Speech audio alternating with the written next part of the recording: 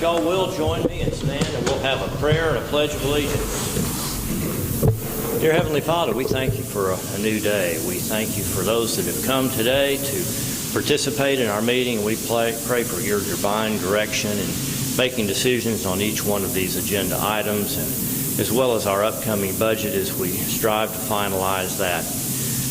Father, we remember the great John McCain and pray for his family during this difficult time. We thank you for the leadership he has provided and the example that he set. We pray for those families involved in this horrific shooting in Florida, and pray for the families that have been impacted by that. Father, we thank you for this community, for our citizens, for those that serve in our government. We just pray for your protection and blessing upon this entire community. We pray for continued economic strength here. We pray that jobs will be available for all. We pray for new business and new industry to strengthen this community. Father, we turn this agenda now over to you and ask for your blessing upon it. In Christ's name, amen. I pledge allegiance to the flag of the United States of America and to the republic for which it stands, one nation under God, indivisible, with liberty and justice for all.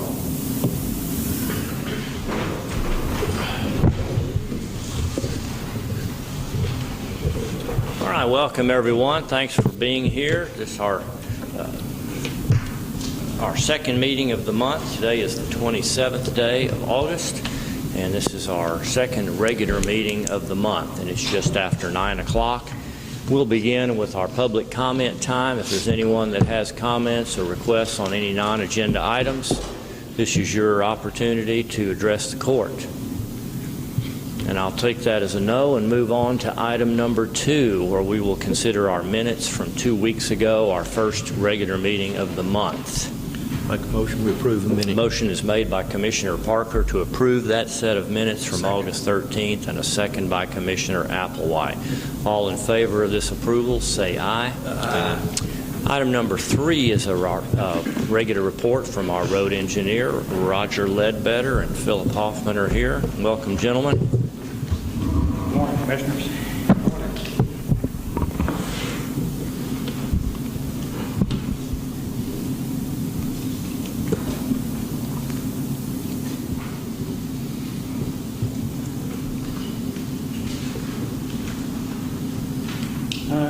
Give you an update on where we're at on some of these roads we've been working on.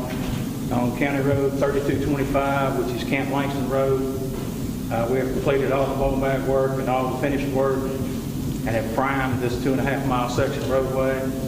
We plan on placing the remainder of the first seal this week and placing the final seal coat probably within the next 2 weeks. County Road 4070, we have started finished blading this county road, hope to have it primed this week and sealed. The first seal will be placed on it the following week. We will place the final seal approximately 2 weeks after the first seal is placed. County Road 2330, we leveled up this county road with hot mix last week and placed the final seal coat last Thursday.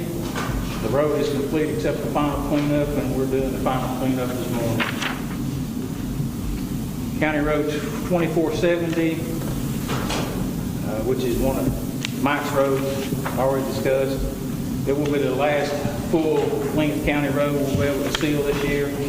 We may still have some short base bears and seal coat, or do some short base bears and seal coat in them before the end of the seal coat season.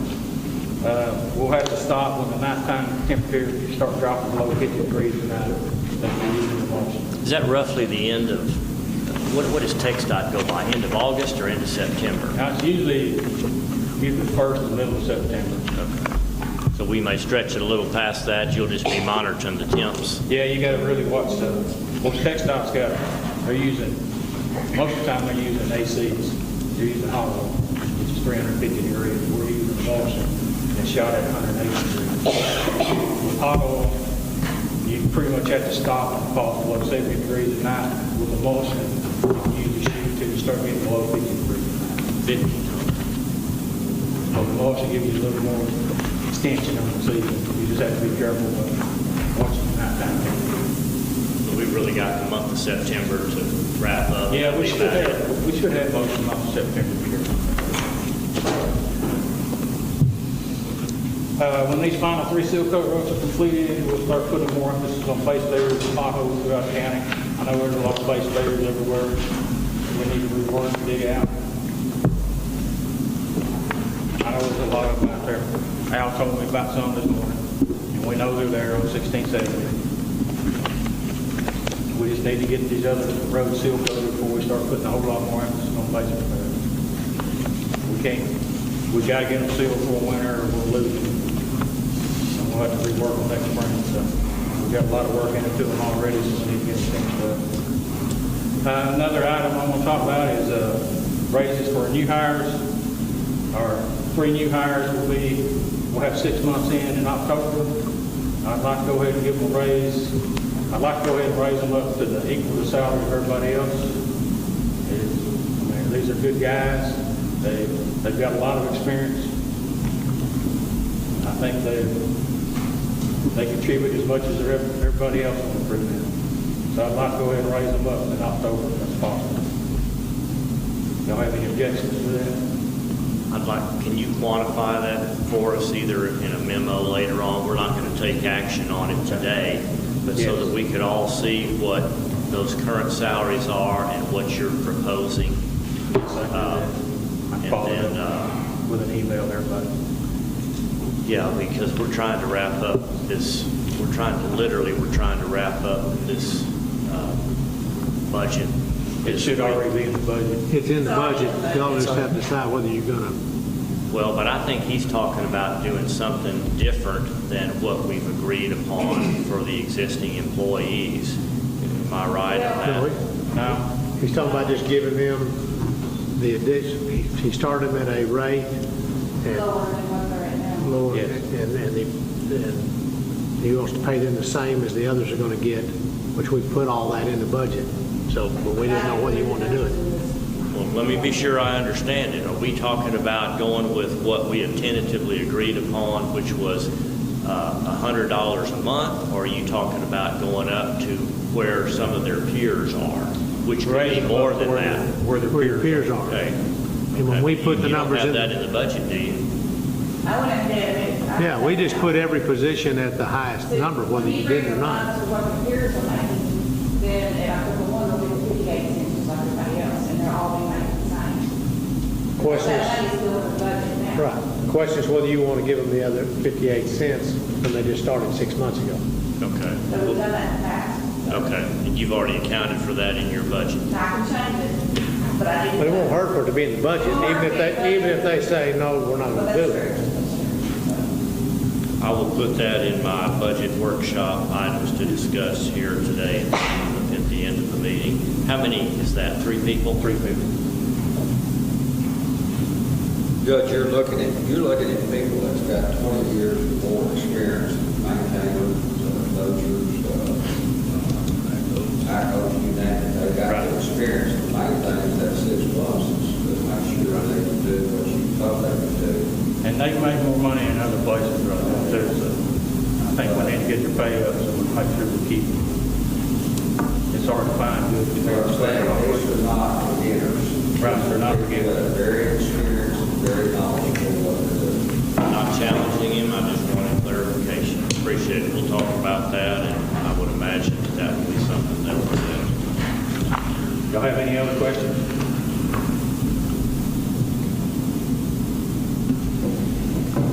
Y'all still doing right-of-way mowing, or you got past that for now? Yeah, we finished the first cycle. We'll start the second cycle probably about the 1st of October.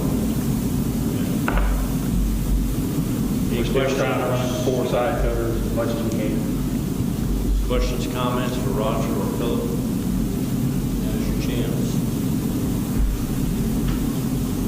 All right, sounds good. Before you sit down, let's move on into no action item number 3. Item number 4 is consider and possibly approve submission of our annual county maintained road mileage certification to TxDOT. We do this every year, and commissioners, I know, have been working on their mileage. The last year's certified mileage was 423. Do you have any proposed changes for that? Well, I was hoping we'd just go ahead and go with the 423.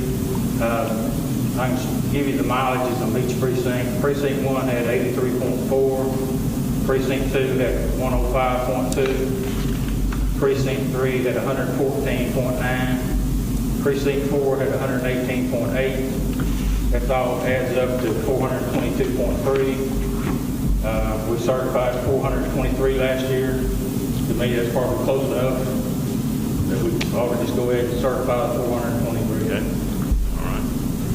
That's your recommendation then.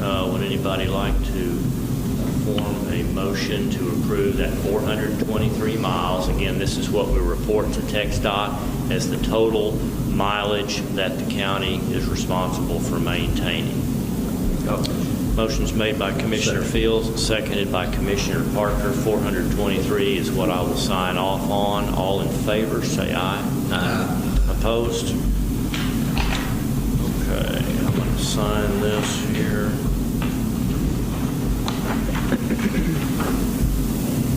Any further comments for Roger? All right. Thank you very much. Thank you, Commissioner. Item number 5 is consider and possibly approve the establishment of a volunteer fire department in Argo. This was a discussion item at our last meeting, not an action item, and therefore today we put it on the agenda as an action item. It seemed like there was consensus 2 weeks ago. Here's your opportunity to make this official or to discuss further.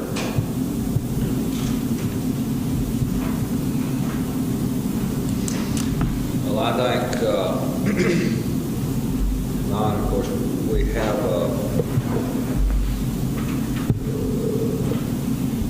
your policy or what each volunteer fire department, and I assume it's going to be very similar to all of the others. It'd be the same. It'd be the same unless you tell me differently. It would be the same unless you tell me differently. It would be the same unless you tell me differently. Okay. Well, all of them are the same. I just want to make sure they adopted that. If this is the new department, they're taking it back over, they're doing everything. Of course, they'll have to organize, and if we approve it today, then But if you approve them, I'm going to be putting extra money in the budget for another volunteer fire department, the same amount of money. Okay. All right. My recommendation in your motion, whoever makes that, would be that you begin these additional monetary benefits to match the other departments as of the beginning of the new budget. Mike, that will delay you a little bit here during the month of September until that new budget kicks in, but perhaps that time will be spent, getting things set up. Will that be acceptable? All right. Well, I just want to say thank you to Mike for initiating this and making this, I believe, become a reality. We appreciate your willingness to head this up and make this an official department. Any other discussion or questions about this? You've got Chief McRae here, you've got Mike Logan here. These are the guys that can answer your questions. Well, I think it's great. I really do, and I know it will help the people that live in the Argo community, help them with their insurance rates and stuff. Just can't imagine what it would be like without these volunteer fire departments. I think it's great. I think neighbor helping neighbor. I love it.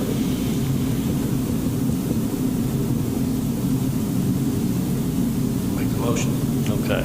Motion is made by Commissioner Applewhite. Is that who I heard say that?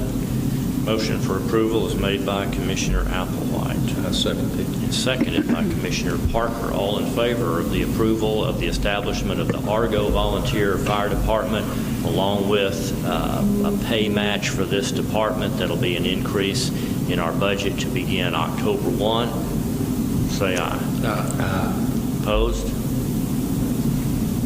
All right, thanks again, gentlemen. Again, another fire department issue. It's time to consider an annual purchase of a cab and chassis. This year, that department that receives this will be the Talco Volunteer Fire Department. We've gotten prices on that. So our motion here is to consider and possibly approve the purchase of a cab and chassis that will go to the Talco Volunteer Fire Department, and we're going to purchase this from Elliott Auto Group. This will be ordered in such a way that the purchase will actually fall in the next budget, in the 18 and 19 budget. The cost as equipped right now is $33,015. And I understand from Commissioner Applewhite that there's a little adjustment we want to make there, and that is a rear window that has a sliding. That's in the price of that right now. It's in the price. Oh, okay. Well, what were you asking me about? If they was, if they want them to pay for the sliding glass window, or it doesn't come equipped with a sliding glass window. Okay. But this price that we had talked about, $33,015, includes that? Yes. Okay. So the price that you're seeing there on your agenda is the purchase price. And again, we were able to buy this cheaper from Elliott, our local dealer, even than we could buy it through the buy board. Make that motion. Motion's made by Commissioner Applewhite. Second. And seconded by Commissioner Parker. All in favor of approving this purchase for the upcoming budget year, say aye. Aye. Opposed? All right, thank you. All right, Chrissy, our elections administrator, is here to ask us to approve the order of the general election for November 6th. And Thank you, Jim. thanks, guys. And this order states, basically, I'll hit the highlights. An election is hereby ordered to be held on November 6th. That's our first Tuesday. And what other specifics do we need to know here, Chrissy? It's just the general election. It's going to have your local races on it, plus your state, and if there's any federal races, they'll be on it. And we'll also have the road engineer race will be on it. But that's pretty much it. It's just a normal November election. Okay. All right, she needs our approval for this. I don't think we really want to cancel it, do we? Well, no, not really. Okay. Make that motion. There's some that might want to. Yeah, that's true. I'll make that motion. Motion is made by Commissioner Applewhite to approve this order of the general election for November 6th. Second by Commissioner Fields. All in favor say aye. Aye. Opposed, and there are none. Okay, is this... We're going over there, have different places. No, because it's not, since everything's on the same ballot, I don't think we're going to have as much congestion. Plus, my judges have said that they really like having it in one location. So it does make it easier on them, makes it easier on us, and that helps. So When will be the first day of voting? it's like October the 23rd, I think. It's exactly 2 weeks before the election. October 22nd is what it 22nd. says here. And that is, I'll look at my calendar here, that is a Monday, 2 weeks and a day prior to November 6th. Yes. So it'll go Monday straight through the weekend? Yes, it will probably So have start a on weekend. Monday the 22nd, go through the 26th. Friday includes Saturday and Sunday, and then the entire next week? Yes. But not the weekend of Right. Saturday, Sunday, Monday prior to the Correct. election on Tuesday. Correct. Yeah, it ends on November 22nd. November 2nd. Yeah, October 22nd is when it starts. November 2nd is when it ends on Friday. Okay. Okay, I also have a list, I just have to bring this to y'all for y'all to say, okay, the Democrats have given me a list of their judges they're going to be using for the next 2 years. Let me pass these down. I haven't received the Republicans yet, but as soon as she gives them to me, I'll bring them over.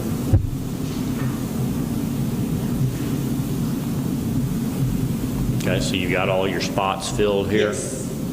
Okay. Do they have to approve that? Yes, they have to approve And it. then you'll have to put it on the agenda for next time. It's not on here, is it? No, it's not. He just sent it to me this morning or over the weekend. Okay, so you'd like this to be, Yes, yes. and by then, hopefully you'll have the Republicans as well, and Correct. approve all these at the same time? Correct. Okay. Carolyn, if you'll put that on the agenda to approve the judges for the upcoming election, I'll have that on the agenda 2 weeks from now. Okay? All right, anything, you're adequately staffed, you're adequately equipped, and you're ready for a We're ready. We're already working on it. super so. smooth election. All right. Thank you very much. All right, thank you. Thank you, Chrissy. Thank you. Thank you. Did we approve this, Joan? Did we vote to approve this? Okay. Item number 8, consider and possibly approve hiring the services of a company to provide drug testing services for the county, along with the development of a drug testing policy. Really, we've got 2 issues here, and I'm hearing from Commissioner Parker that we may need to break this up and consider the development of the drug testing policy prior to appointing and hiring an actual company to do this, if we in fact decide to do this. So Commissioner Parker, what are you thinking would be the best way to handle this agenda item? Judge, I have got the policy here from TAC that they have developed. It's got everything that I can see that we need in here. I don't really see any changes that we need to do. It's got the everything that TxDOT or that DOT recommends or requires. I've got all of it here. It's got the employee notification letter. The only thing that we really have to do, and that is we have got to have a designated employer representative, someone that the company that we choose to do this will contact, and then they will in turn contact the supervisor of the ones that have it. We've got 2 and possibly 3 locations that we can use here in Mount Pleasant. I have still got to check with the guy called me the other day or texted me and told me that they use, or the Louis Cass uses this new home, Healthcare Express. Said they use them somewhere else. It's not this one here. So I've got to check with this one here and see if they're doing it and get some prices from them. But I think we need to go ahead and get the policy in place.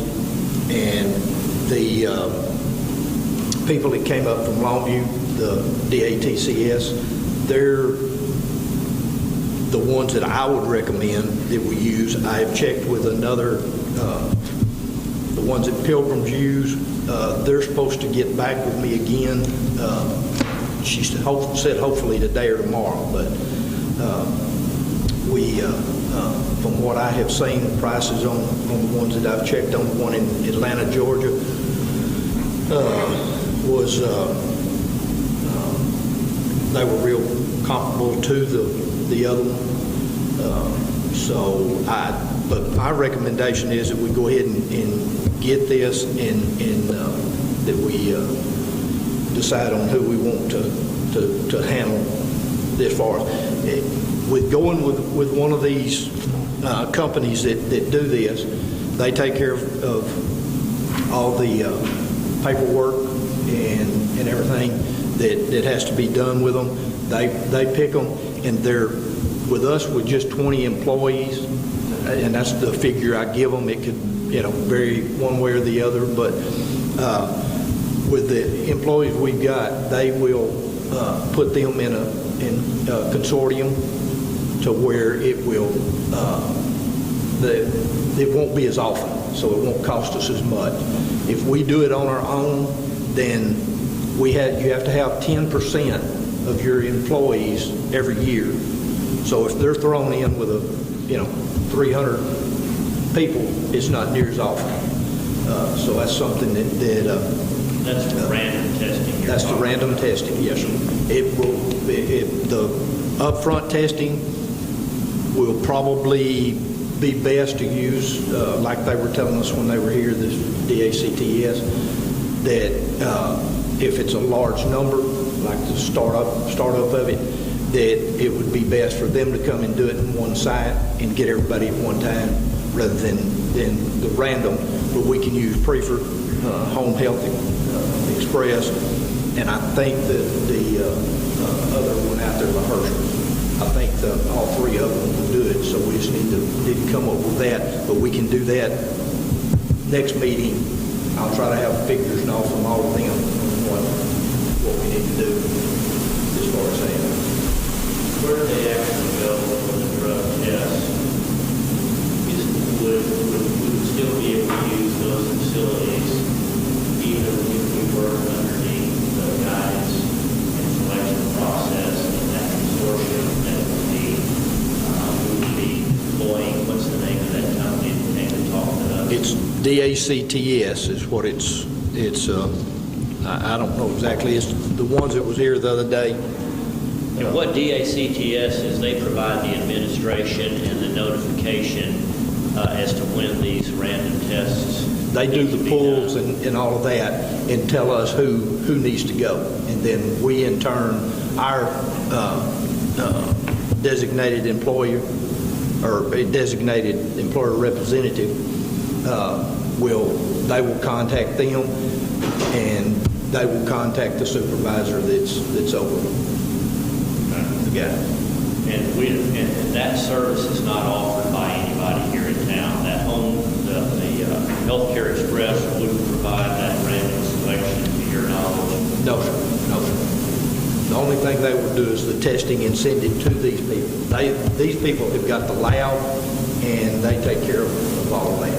We just need somebody to physically draw the blood, however that's done. Mm-hmm. And like I say, Briefers does it for Franklin County and Kemp County,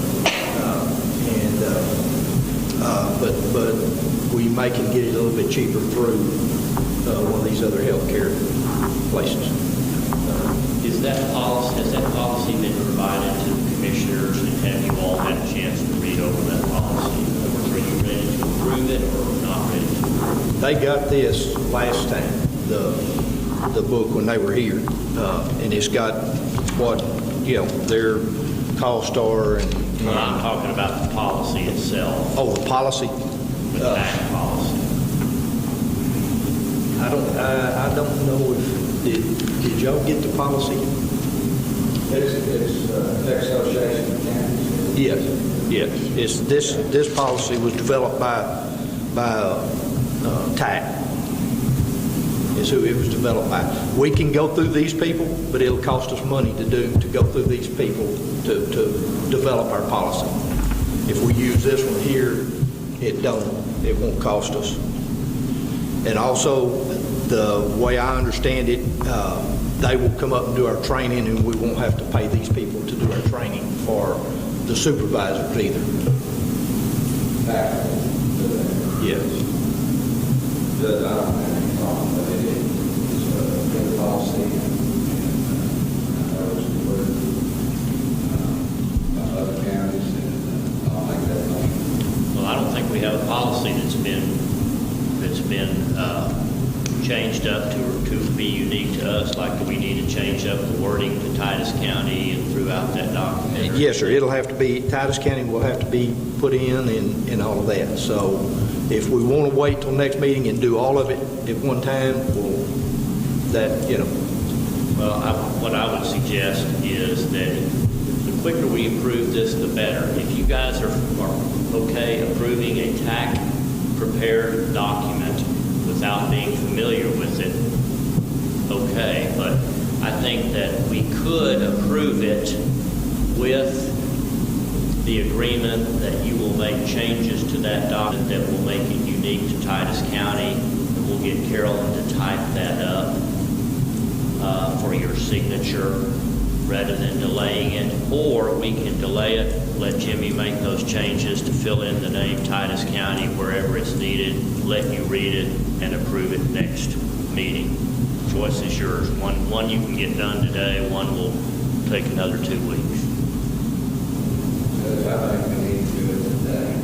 Quicker the better, because we should have had a policy like this in place a long time ago. Pardon me, just about 2 years ago, we said there was a special driver's license we could get.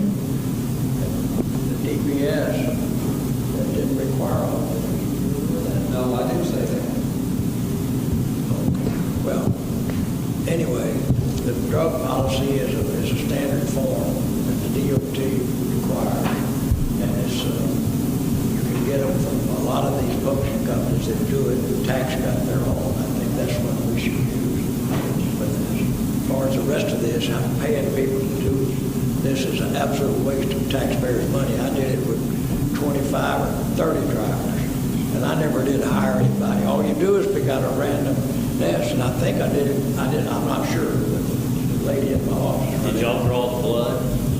Yes, you got to send them to a clinic that approved. That's one of the biggest problems I had. He's already got that lined up with Preford, and then we have one down here, and my drivers all, and they worked at night, so it was a problem. All of our guys here work in the daytime. It's not a problem at all. But 10% of it's got to be random. Okay, so you still utilized a medical agency to draw the blood, and then who would they send those results to? To us. And what are we going to do with that blood? Well, if they failed a random drug test, no, they just call you and tell you that test, and you'll get a certification in the paper. You put it in their file. If the DOT comes, and I've been audited in 2006 by the DOT. The first thing they're going to ask you when you walk in the door, let me see your drug test. And the next thing they're going to do is they'll read that, and they didn't last time. They didn't ask to see each one of the drivers that had a... So you get the results from the agency that draws the blood. Is that right, or do you send the blood off to DACTS? Well, you can, but... They have to, whoever draws the blood has to send it to a lab somewhere, and you still have to pay a lab fee and all of that to do it. They take care of all of that, these people do. You mean like this emergency clinic don't tell you? They don't actually give you the results on paper? Yes, you do get the results, and it has to be put in their file. They don't just box up the blood and send it off to DACTS. They run it through their analysis, and they provide DACTS with the results. You talking about the whoever we use to draw it? Yeah. No, it goes to their lab. Preford, now, the Healthcare Express and the other one, they have got their own lab, but you're going to pay a lab fee for them, just like you're going to pay these people if Preford uses it, or we use Preford or whatever. You're still going to pay a lab fee because Preford doesn't have a lab to send it to. There's something missing. You can't let that. You can't go send a driver for a random drug test, and he failed the test, and you got to put him back to work. If he fails the test, you got to leave him out of service. You can't put him back to work. They check it right there. That's right. Yes, they check it for that, but then it goes to these people. So they send it to them. Why you need to send it to anybody? Well, what I liked about it was they had a more high-tech testing process that could further analyze, if you had anything that was quite uncertain, they were they had a higher level of technology they were using on the blood test. They So do that. you're gonna really just use Healthcare Express or Preferred, draw the blood, put a cap on that vial, and send it off. And they will tell them if they pass or fail right there. That's what they do. The Preferred will. And then it goes to these people, and they take care of all the paperwork and all for your DOT and all of that. But they're not doing another further analysis on that blood? Yes, they do check it. If they have a fail. If it's a fail, they do recheck it to make sure that everything is correct on it. You're really paying them to handle the paperwork for you.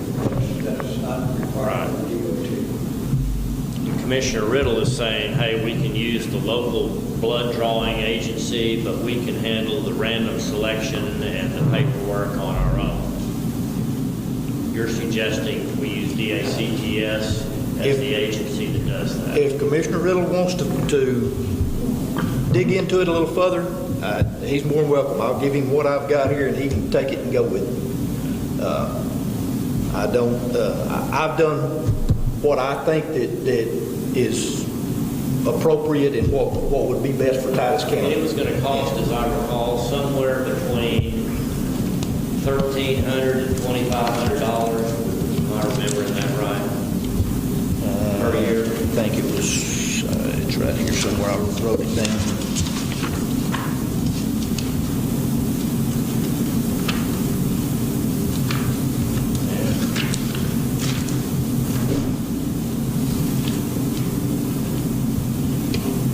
Somewhere between $700 and $2,500. $700 to $2,500 per year. To be put into the consortium, it's their fee is $324. This was all in that packet that everyone was given the other day. So why couldn't we, if you wanted to do that, why couldn't we approve DACTS today as well as the policy, or decide not to use DACTS, or get it all done today? Is there any component that we're still missing here? I don't see anything. But like I say, Commissioner Riddle, more than welcome. He's seems to have done it before. If he wants to take it and see if he can do anything different, well, that's up to the court. Okay, well, let's take this on again, you've got two issues here. You're going to approve the TAC policy with the changes that Jimmy will make to it to personalize it to Titus County. Sounds like you're ready to do that. And then, are you going to approve DACTS? Are you going to table that issue, or are you going to decide to handle that in-house? Those are the two issues we need to include in our motion.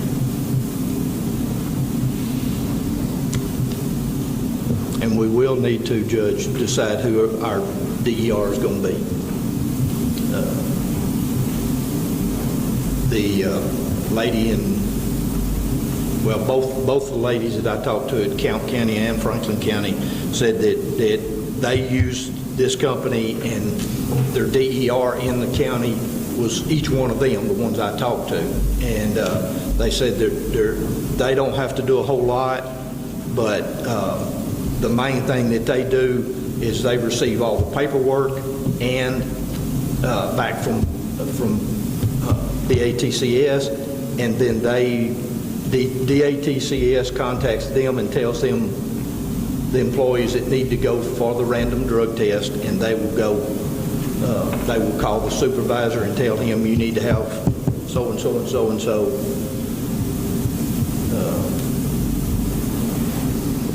Could we at least on a temporary basis to get this started use Carolyn to do that first until we have whoever a more appropriate person, or until we can figure out how much is going to be involved there? Yes, sir.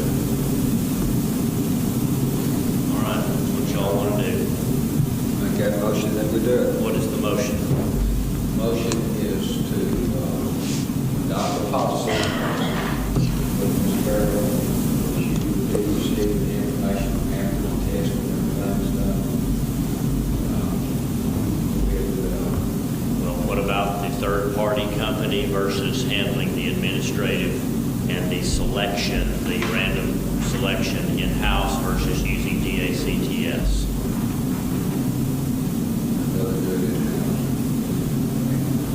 Let me make one point, because I'm sure it's already a done deal. But anyhow, if a guy fails the test, and if you're a supervisor, you got 15 drivers, you're suspecting one of them is doing a drug, you have the right to send him to get a drug test. You still have the right. You send him to it. That's the one you pick out. You don't have to pick out. It's not the same one. But in other words, all I can tell you is to hire somebody to tell you that is absolutely a waste of company and county money. But you do what y'all want to. I know what you. Who's gonna be the one that does the random selections? And there's gonna be more to this than I think. I don't care which way we go. It doesn't matter to me. But we've got to identify who's gonna bear that administrative burden. The administrative person, Roger, could do it. Anybody that could do it. Anybody. Christy said she don't want to work to do it. Well, how about, you're the one that's done this before, would you be willing to do that? Well, sure. I mean, there's nothing to it. It's just a matter of doing how it's, anybody do it. I'm not going to do that for Well, but at least you could get it kicked off, and we could see how much burden it is. And if we ended up running into problems, then we could always go back and utilize a third-party company. If it was as easy as you were saying that it is, then that shouldn't be a problem. But the thing about it, Judge, is he can't do it. If this thing goes back in November, he can't do it. The supervisor over the hands cannot do the randoms. They can do the pulls if they're suspected. And all of us, and Roger, and Philip, will all have to go through this. Make that change in January then, if that's the direction you decide. Okay. That is a valid reason for considering a third-party agency to handle this. And also, we presented, we had a computer software that had all of that. So whenever Mr. Riddle, well, we decided we can't, but whoever does it here, they had a computer software last time, and they did all the recording, all the results and everything that they compared where we got an audit from the DOL, whatever it was. That's what protected us from any fines and things, because they had the high technology to do it. If we do it in-house, we're going to have that. And he's going to learn that. The person that did the testing said,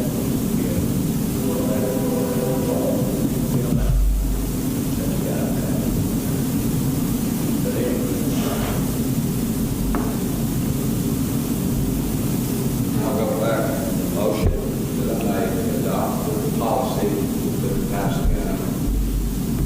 And the Association of County Comparison, that needs to be done. Okay, let's take that as the first half. Let's do this in two motions.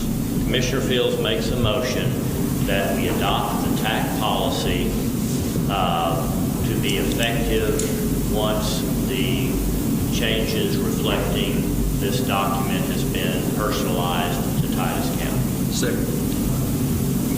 Was that Commissioner Applewhite, second? All in favor, say aye. Okay, now we're going to deal with the issue of whether we want to attempt to do the administrative aspect of this job in-house or utilize DACTS. And I know where Commissioner Riddle stands on that. It sounds like you were okay with that too, so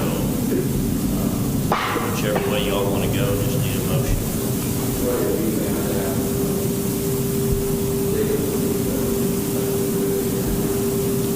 It's going to be a chore for whoever does it, but from what I understand, I've never done the drug testing, so I don't, I don't know what it all entails, but from what I'm understanding, the paperwork, and from the two counties that I talked to, they said that they wouldn't do it in-house for anything. So. Too much liability. Let me ask you this, Judge, could we wait to vote on that 2 weeks, or I can do this or something? Do whatever you want. That's fine. I think the first step here of getting this policy. It'll take 2 weeks for us to make these changes here to it and get it typed up. That's one major hurdle here. The second hurdle here, we can certainly decide in 2 weeks.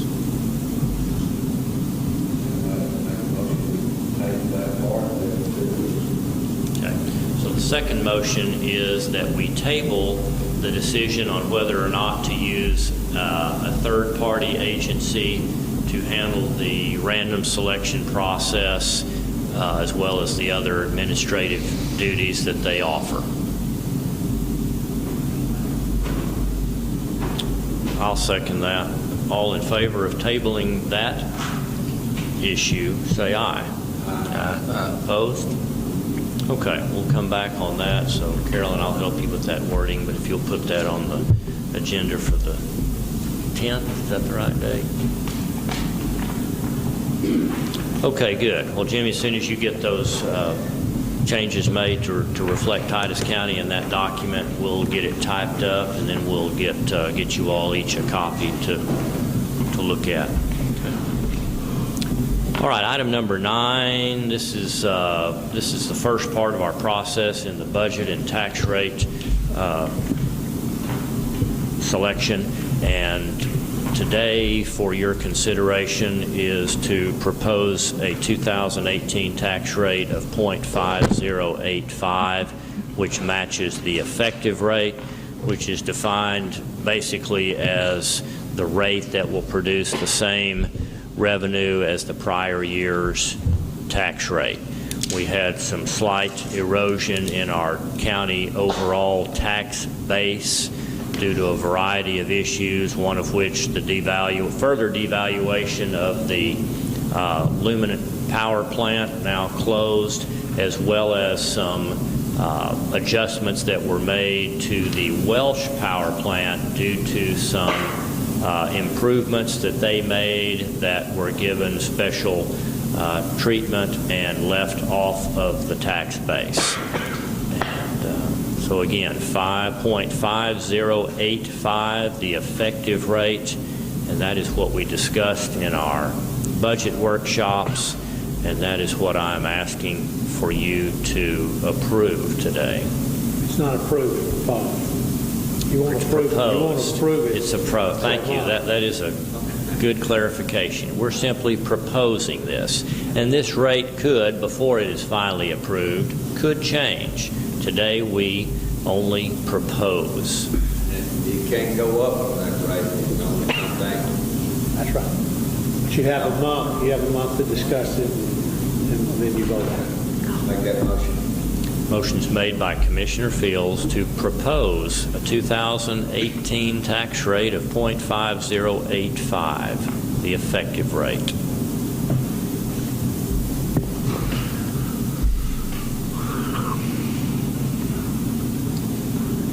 I may die for lack of a second. All right, guys, we've got to propose a tax rate today. If you don't like that one, I need something you do like. I'll ask one more time for a second on proposing 0.5085. Second. Second by Commissioner Applewhite. All in favor of proposing this rate, say aye. Aye. Opposed? Opposed. Okay, we've got one opposition.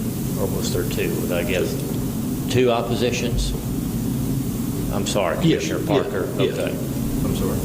2 oppositions, and I'll vote yes on this, so that gives us 3-2 on proposing 0.5085. All right, let's go to item number 10, consider and possibly authorize a limited county resident usage of the public landfill policy. And we didn't approve this last meeting simply because I had not gotten a final thumbs up from Mike Ahrens or Gene Keenan with Republic Services, but they did both respond to me and to the memo that I sent them that I read to you at the last meeting, and they say yes, this is the way they understood it, and so this is what I'm going to recommend. Let me run down the highlights of this.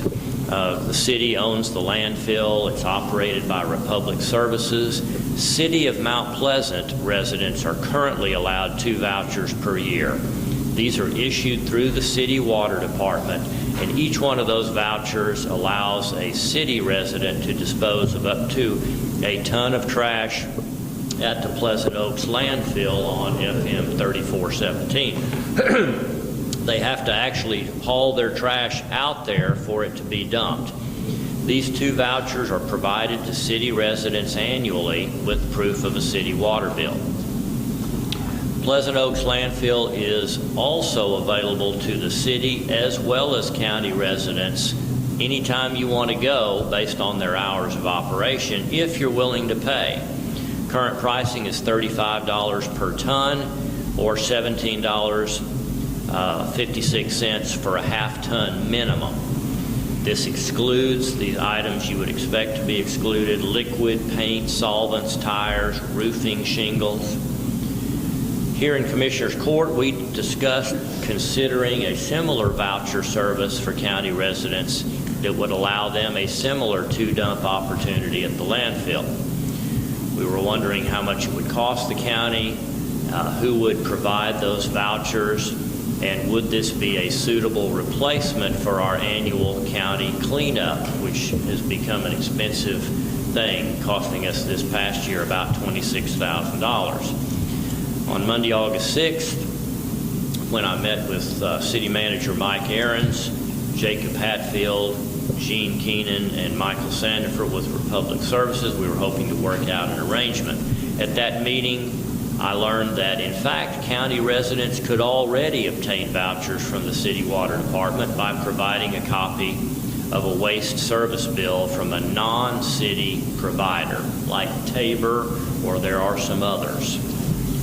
Mr. Catfield brought a copy of the contract, which included this provision, but it did not specify that county residents had to subscribe to a trash service. The city is allocated a certain amount of trash that can be brought with a voucher. If that total specified tonnage is annually exceeded, then Republic will bill the city on a per-ton overage basis. Mr. Hatfield confirmed with the water department about 150 county residents had already brought in vouchers through from January through July of 18. City Manager Mr. Ahrens is at this time willing to continue to provide vouchers to county residents through the water department. This relieves the county of additional administrative duties. We agreed that if the city's annual tonnage allocation is exceeded with these vouchers, that the county will have to pay their fair share. The county could use savings from the elimination of the cleanup week to pay toward this cost. So let me make it clear that the city is offering us what I consider to be a nice, valuable service. They're going to continue to handle the administrative burden of issuing those vouchers to county residents. We'll be able to do it at no cost as long as we stay within the city's maximum allowance. And I don't know how close we are to that, and they don't really know either. But they're also willing to not require a proof of having another trash service when you go to the water department and request a voucher.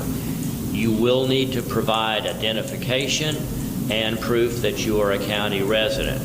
So the person showing up to dump that trash must have a picture ID with an address on it that reflects county residency. It will not be available for commercial users. So that is my recommendation, is that we discontinue the annual cleanup week that costs us about $26,000, and that we educate county residents of the availability of the landfill, which they may pay for, with an unlimited amount of dumping available to them as long as they're willing to pay, but also a couple of free 1-ton dumps per year.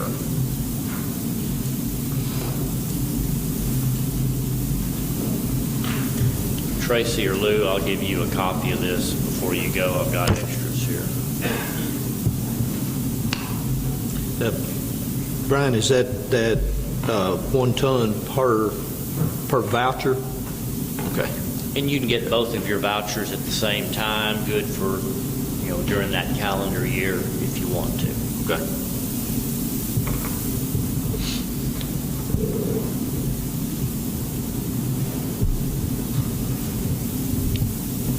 I make that motion that we go to that. Motion is made by Commissioner Parker, second by Commissioner Fields. All in favor, say aye. Aye. All right, thank you. Item number 11, consider and possibly approve payment of a pauper's funeral for Kevin W. Clark. I initially dealt with the funeral home on this matter and explained what I understand to be our policy, and I denied putting that on the agenda, and I'll explain why. Some of you may or may not have received a memo or a letter from Dustin Edwards with Curry Welburn Funeral Home. Here we have a situation, again, just to reiterate what I believe our policies to be. What I believe our policies to be, if we have family of a deceased, even in a situation where they are, quote, unable to pay, that the county is not really in the business of providing charity to families that cannot afford funerals, but we are in the business of providing a decent burial in the form of a pauper's funeral when we have an individual that has died that does not have friends and family. Let me briefly explain this one, and I will let you make the decision on this one.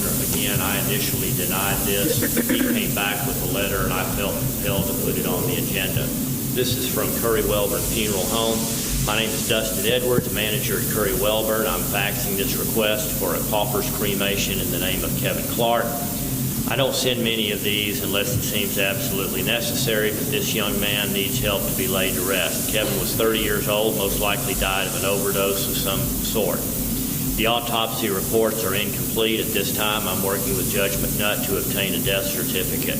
But in the meantime, there is no one that can pay for his final arrangements. I have discounted and donated our services to the bare minimum to help, but I'm sending this application to have the Commissioner's Court consider a cremation for him. There is a surviving relative, his father, James T. Clark, and because of the judge's refusal of this application, but this man needs your help the most. He struggles in life to take care of himself and cannot pay to take care of his son's funeral arrangements. Below is my information. I'll gladly talk to anyone in further detail about the hardships he faces. This is one of those difficult to say no to, but nonetheless, if we open up pauper's funerals to situations where family or friends are not willing to provide those services, then we end up, taking on this charitable responsibility. So. Judge, I personally think if the dad doesn't have the money, he can't pay it, I think it is the responsibility of the county to take care of the person that's passed away. I disagree with that completely. I don't think we should get into this. Everybody said to broken. All my kin folks work together. They work.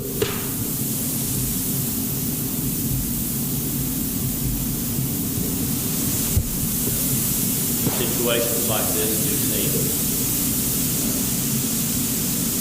hard to say no. Now, who will end up paying for this? I don't know. Will the burden fall on the funeral home? Probably, more than likely, or probably undoubtedly. But I'm not sure where you draw the line between this and any other charitable need. If a man can't pay for food for his family, does that become the county's responsibility? Is that different from a funeral? Maybe it is, maybe it isn't. That's for us to decide. We don't have a lot of these. I don't think we're doing more than one of these every 2 or 3 months. So it's not like we've been inundated, but I have turned away quite a few when they've come to see me in the office in situations where the family needed to put forth a little more effort in raising those funds, and so you don't hear all the ones that come to make this request. So here's a motion. I make a motion that we pay, what are we looking at? About $950. $950, I make that motion. It may be a little bit less on this one. Let me tell you what it was. $921 on this one. Commissioner Fields makes a motion that we pay for this Pauper's funeral request from Dustin Edwards, Curry Welborn Funeral Home on behalf of the deceased Kevin Clark.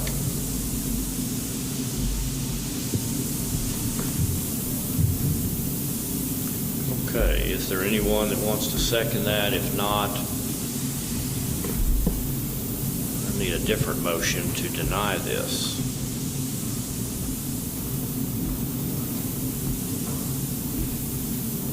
What's the difference in the ones that we have approved versus that one? I thought some of the others had family that couldn't afford it. We have probably done, to my recollection, I think we have done one of those, and it's a very similar situation. The ones that I typically bring to the court are ones where we have an individual who basically doesn't have friends or family, and becomes, and that's what I believe is the So county's the difference is this one responsibility. does have a family. It's a fine line. We have one known relative, according to the funeral home, a father who's simply not able to pay for the burial of his son. I second. Okay, so second of the motion was Commissioner Applewhite. All in favor say aye. Aye. Okay, opposed? No. Okay. And I'm going to oppose this, again, not because we're cold-hearted folks, but this is a situation that I don't believe the county ought to be getting into the business of charity. Now, we can always continue to consider these on a case-by-case basis, and if you would like me to be more liberal in bringing these to you for consideration, I will. All right. Well, I think they family member, they sign an affidavit that they do not have the money to pay for this funeral. If there is a family, a lot of times there's no family. But I just, we're looking at $920-something.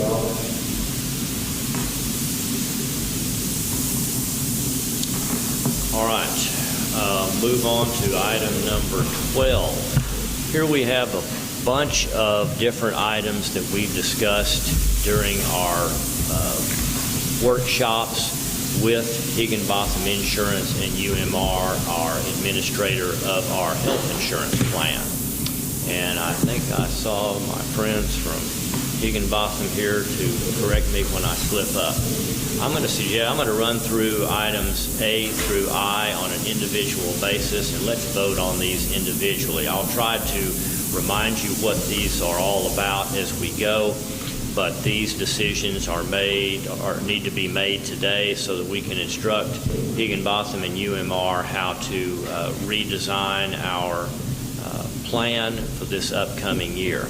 So let me run through these, and I'll ask for a vote or a table on each one of these.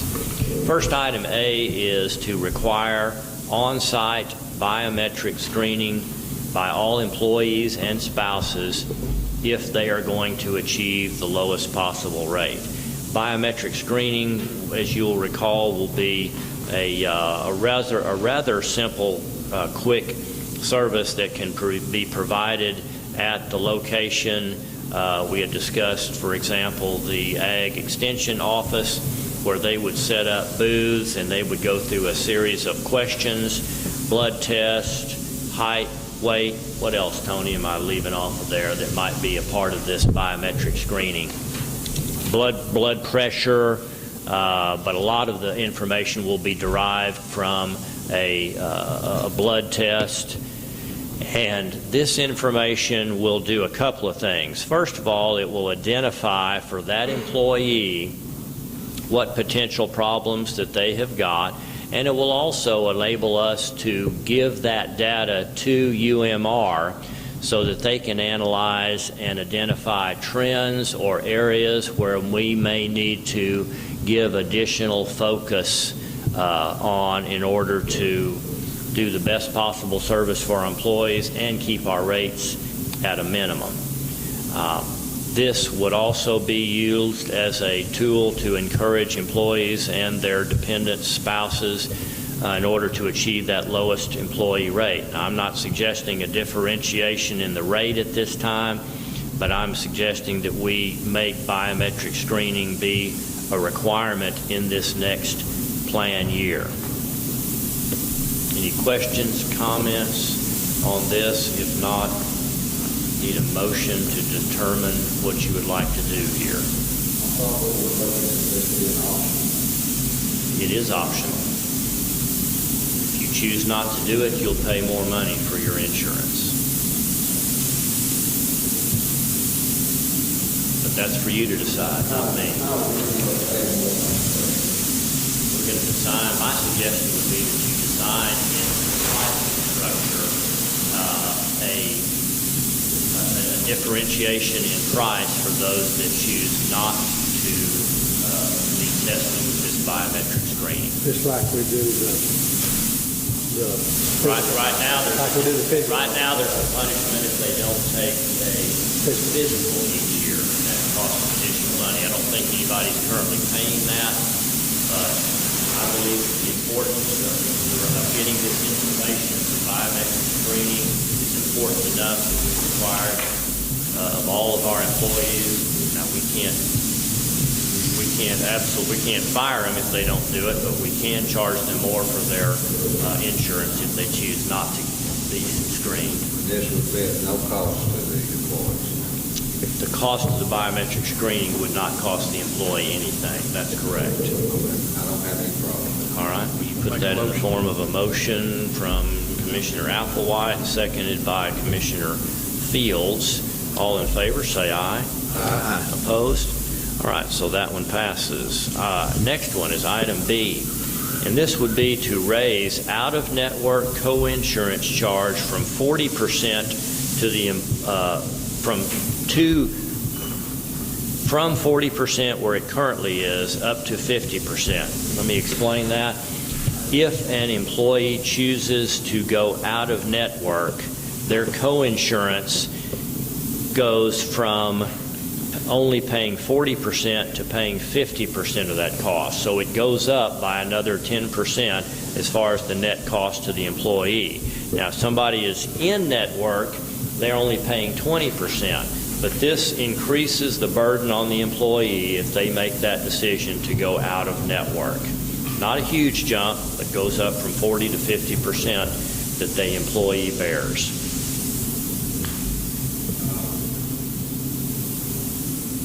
Now, what if individuals in Dallas have a car wreck?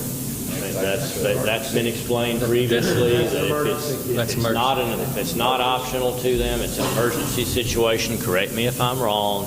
They're not punished for that. If they find themselves out of state or out of country or whatever, and there's not a choice that can be made, they're not punished for that. Okay, is that a motion? Commissioner Fields makes the motion to increase co-insurance charge from 40 to 50% to the employee for out-of-network. Need a second? Second, Commissioner Parker. All in favor, say aye. Aye. Okay, that one passes. Item C.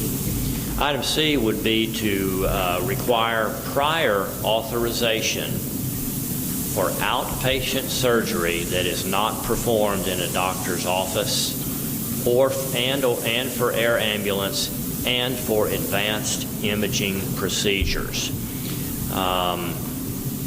So Tony, again, an outpatient surgery might typically be something, what's a good typical example of something like this? Well, for example, like going into just, I don't know, tonsillitis is a great one, or maybe tubes in a baby's ear, where you're in and out in like an hour.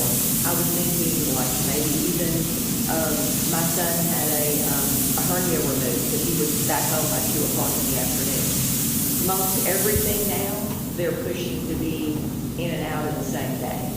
But what we've shown the court in a couple of other times ago is there was a couple of people that actually had these outpatient procedures done at an out-of-network facility, and the cost was very substantial to the county to pay this. And an out-of-network facility might be a surgery center owned by a doctor where he had his own private surgery center and chose not to participate And we're not talking in our about network. things that are emergency things. We're talking about things you plan. So then by getting that pre-authorization, the person won't be surprised. Yeah. They'll just say, oh, okay, I need to go to an in-network facility. And I've seen, for example, a situation where a friend of mine's son was told by the doctor, your appointment in my out-of-town surgery clinic will be such and such. Well, are they in network? No, they're not in network, but that's the only place I'm going to do it for you. Well, if they choose to pay that extra money out of network, at least they have been told about that. All this does is it requires authorization so that everybody's in the know that this is a more expensive procedure because it's out of network. And this will include outpatient surgery, air ambulance, and advanced imaging procedures such as MRIs, CAT scans. Is that right? Okay, and there again, we want them to get this service. We just want them to be in network for the providing of that service. We've not previously had this prior authorization requirement. But it puts that doctor's office on notice, hey, be prepared, you're not going to get paid the way you're expecting to get paid if you don't give that employee this information and get that prior authorization.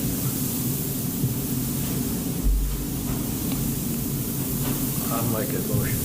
Thank you. This is a smart thing to do here. It's this outpatient stuff that just really puts a heavy burden on our plan that we don't need to have. Motion's made by Commissioner Riddle, second by Commissioner Fields. All in favor, say aye. Aye. Opposed? There are none. Item D. Here we're going to absolutely exclude benefits. In other words, we're not going to pay. Our plan is not going to pay for out-of-network, outpatient facilities, cardiac cath labs, and pain management facilities. The benefits will not be available if an employee or their spouse or children choose to go to an outpatient facility, cardiac cath lab, or a pain management facility that is not in our network. These are typically not emergency situations here, or these are not emergency situations. Can be very, very expensive when that provider is not in our network.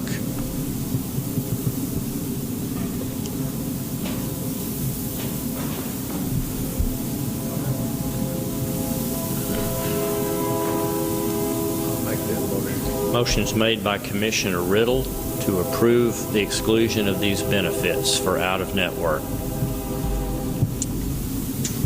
In-network. Second. That's it. Absolutely. We always want to encourage in-network, and these are the ones that can be really, really expensive. And so I heard a second from Commissioner Applewhite. All in favor of approval of the exclusion of these out-of-network benefits, say aye. Opposed?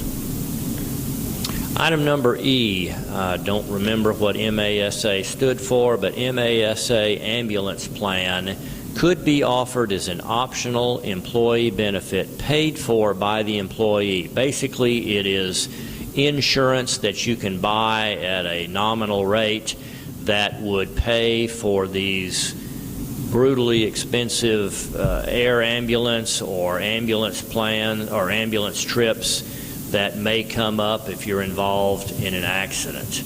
And those can be extremely expensive to not only the plan, but especially to the employee. And this would be something paid for by the employee, voluntary. They can get it or they can not get it, some similar to our cafeteria plan benefits. You know what kind of person, what kind of money you're looking at to be a part of that plan? No, but I bet these ladies do. Yeah, we gave you on the flyer last time. I think the base plan is $9. $10 a month. Yeah, and that's a monthly rate. That's the cheapest one. There's one that's in the middle, that's 15, and then the most expensive one is 31. So most of the times when we've offered it, people either took the least expensive or the middle one. And the middle one gives you ground and air and repatriation. So if you pass away someplace away from your home, it gives you back to your home. So. And maybe that cheapest plan was maybe for benefit, for services in Texas? Ground only. Ground only? All United It's States. Yeah, Okay. all three plans.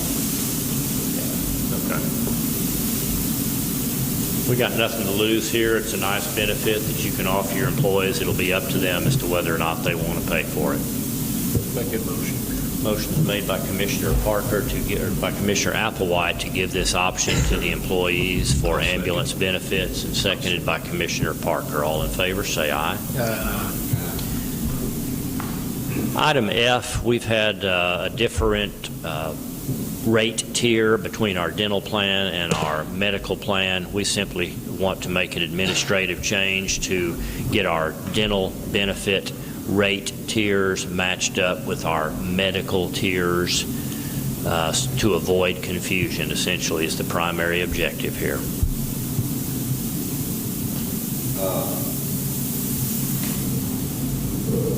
No. We went up last year and had certain things done and stuff. To me, it saved money. But right now, I just don't think we need to change it. I think it needs to be left right where it's at. They're not changing the deal. Not changed. Tony, could you pass a mic over to them, or Tony, give us a little further explanation on this? Here, I'll come up there.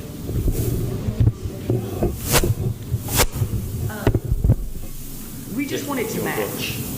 We just want the rate tiers to match the medical. I think that's a better, I think it's an easier way for people to understand it. He doesn't understand what you're talking about. You don't have the one that says what the rates are for employees. Yeah. Well, that's what the tier is. Yeah, currently it's right here. You have copies of this, Paul? Here you go. This is, they just emailed it to us. I know it's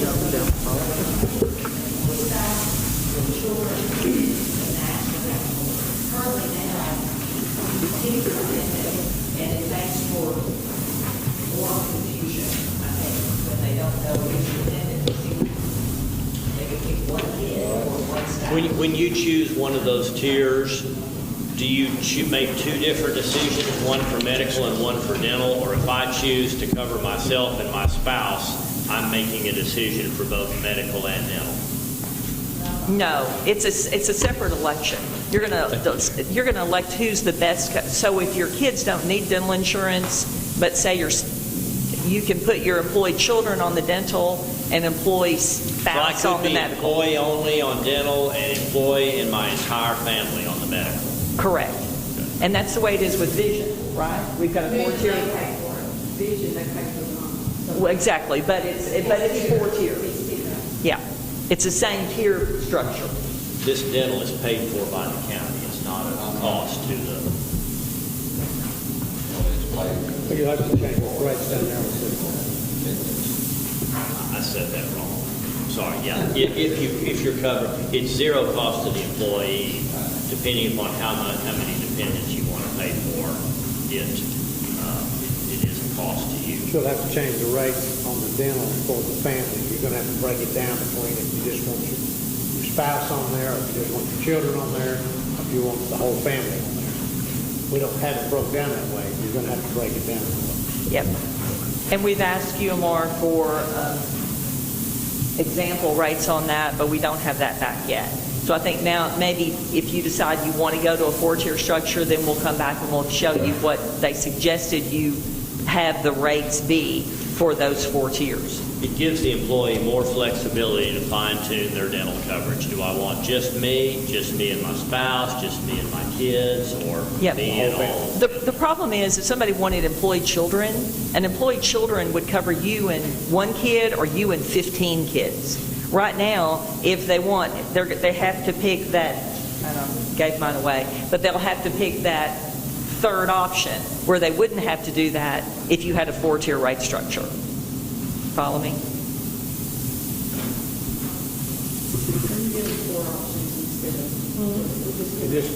Yeah, it gives them more options to choose their plan. And it makes it match. And it makes it match. Yeah. For other things. Make that motion. Easier to understand when you're going through enrollment. A motion was made by Commissioner Applewhite to approve matching these 2 rate structure tiers, and the second was made by Commissioner Parker. All in favor of approving that change, say aye. Then you're going to come back in a couple of weeks and actually set the rates for that tier. We'll give you some information. Yeah, once we know what they are. All right, item G is, we did have some discussion on this, to consider eliminating our 2-plan structure right now for medical insurance. Right now we have a standard plan and a buy-up plan. And a couple of years ago, we had quite a few people on the buy-up plan because we really didn't design it and structure it the way that we should have. We made some changes last year, and that eliminated all but, what'd you say, 2 employees that are on the buy-up plan, or just 1? I think you said 2, or 1. One employee, 1 retiree. Okay. We have 1 employee and 1 retiree currently on the buy-up plan. And this is another thing that makes it confusing when you're offering these 2 options to all the employees that will come through, when the net effect right now is we've got 2 people that are taking advantage of it. One of them's going to go off. One of the retirees is going to go off. The employee has decided, I don't want this anymore. That's going to leave us with 1 retiree who is saying, yeah, I want that buy-up plan for whatever reason that is. This will make things simpler when we're going through open enrollment, where we don't have to explain the 2 options to every single employee. There's just not enough benefit in offering it any longer.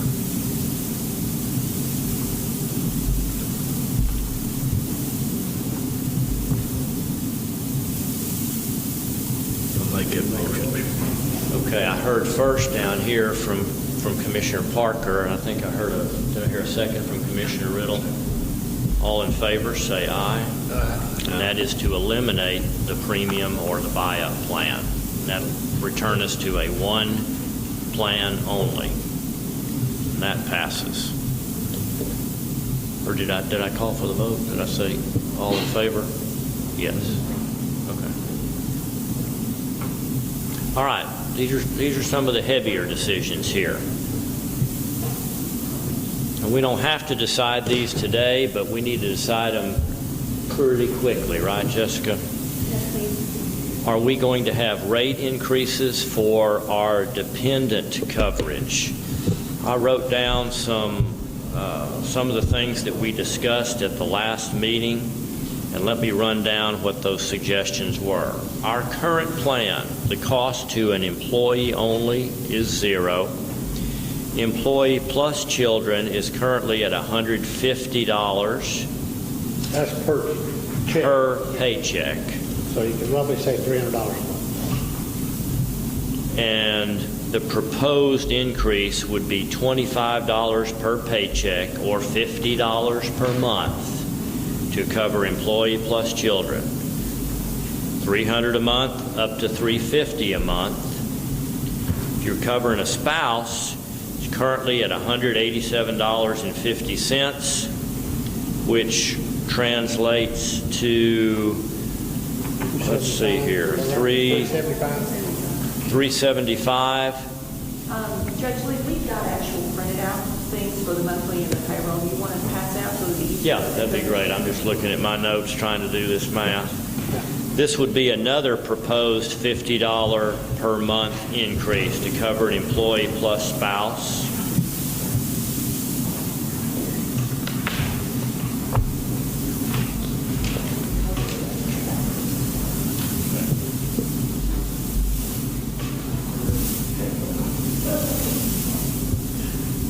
Thank you, Nick.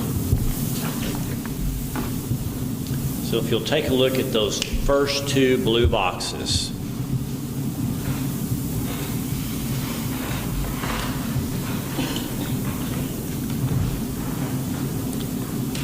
I think it's easier to think of this in terms of what's the monthly cost. That's right. Look at the second box. Talking about what we're talking about now, we're not discussing an employee cost increase yet, although we are going to discuss that.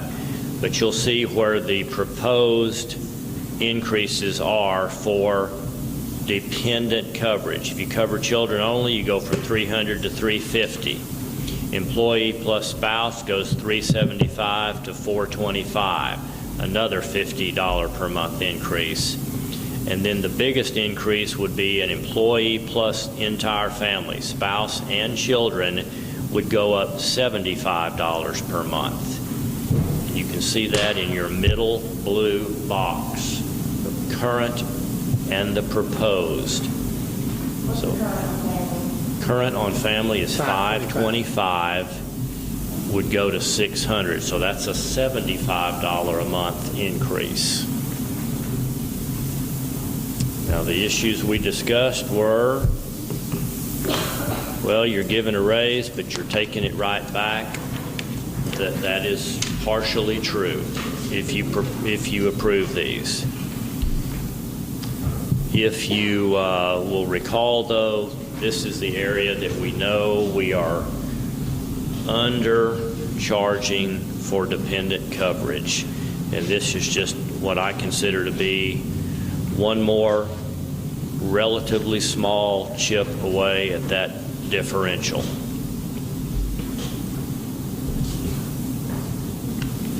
There again, Judge, we made those changes last year and stuff, and to really get a true picture of it, you're not going to see it to the end of December, how much has been saved, in the negative, in the positive. I think we'll be in the positive by quite a bit more, but I'd like to leave it just like it is. Well, y'all don't have your cash reports yet, but Sir? you don't have your cash reports yet because we haven't gotten to that section, but where's mine? But the money in the insurance fund, this time last year there was $425,000 in there. Today there's $195,000 in there. So it is But at the end of the year, we'll be paid back. Some of these things will be paid back. some of them, but it's still, I mean, and we've also bumped up more money the county's putting in by about $100,000 because we went to the $1,000 a month employee expense. There's no insurance that's gone down, Mike. Nobody anywhere. Everything costs more than it did last year and the year before and the year before and the year before. I was thinking you'd see it go up a lot more if we didn't have these guys working for us. That may be true, but I'm just telling you, you don't have to necessarily put raises in this year, but you're going to have to do something every couple of years. If it's $15, if it's $10, if it's $20. We're trying to avoid a big increase somewhere down the road by failing to make annual small adjustments. $50, if you're not comfortable with $50, then do $30. But you need to be doing something. A little bit every I'll year. make a motion. You're gonna fall behind. Okay, motion is made by Commissioner Riddle to increase dependent coverage as proposed. $50 increase for employee plus children, $50 increase for employee plus spouse, $75 increase for employee plus family.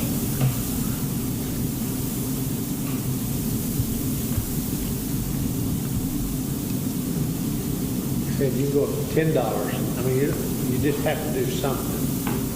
Doesn't have to be $50, it can be $10, it can be $20. I'll second that motion. All in favor of making rate adjustments for dependents with these proposed changes, say aye. Aye. Aye. Commissioner Parker? Okay, I've got 3. Opposed? No. Okay, and I've got 2 opposed. Okay, so the change as voted affects employee plus children, or plus spouse, or plus family. All right, and lastly, and perhaps one of the most difficult decisions, discuss employee premium contributions for employee-only coverage, which has always been provided at no cost to the employee only. The consideration is it time to begin to increase that employee contribution for their own individual insurance? Haven't suggested any change here because I know this is going to be a sensitive issue. But again, in order to keep up with the ever-increasing cost that the county is bearing for medical coverage, despite the fact that I still believe we were on a pretty good plan, costs are going up, whether it's just the employee that gets office visits a couple of times a year, occasional prescriptions. Those costs are going up. The employee's not seeing it because we've held those costs at about $25 or $30 for office visits, which is what the majority of our employees utilize. We don't see what it's costing the county, and this would help bring that into focus, that we're all going to have to contribute toward the cost of our medical insurance. So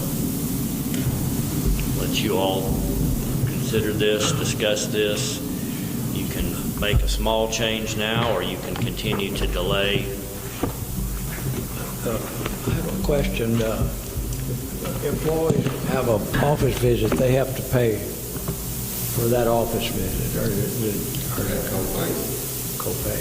About $30. And then they have a maximum out of pocket, I don't know, $6,000, but it can be different if it's outpatient. Right. The second attachment shows your current plan that you always have.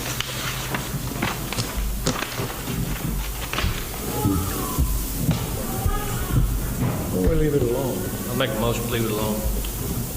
Second. What'd you say? I said leave it alone. Okay. Who made the first motion? Motion is made by Commissioner Applewhite that we leave this at 0, and I think I heard a second from Commissioner Fields. All in favor, say aye. Aye. No. Okay. Thank you. That was relatively easy. Judge Lee, Ma'am. Did you see the last thing that we added with the COBRA rates for the dental?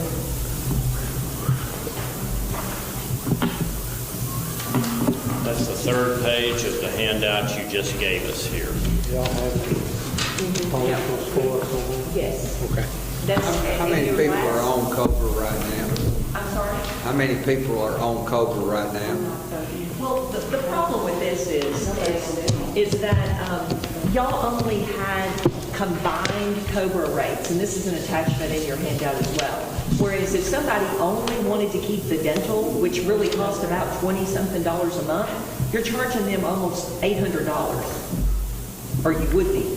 So in effect, probably nobody took just COBRA dental. Because the way COBRA's supposed to be, they could take the medical, or they could take the dental, okay? Or they say both. Or they could take both. If they take both, then it's these rates. What we're saying is that if somebody only wanted to keep the dental, it would be the last page, which would be $28.37. I mean, is that high enough? Because usually the COBRA This rate's is, supposed to you cover all the came right up with cost. those rates, and that's including your 2% for COBRA admin.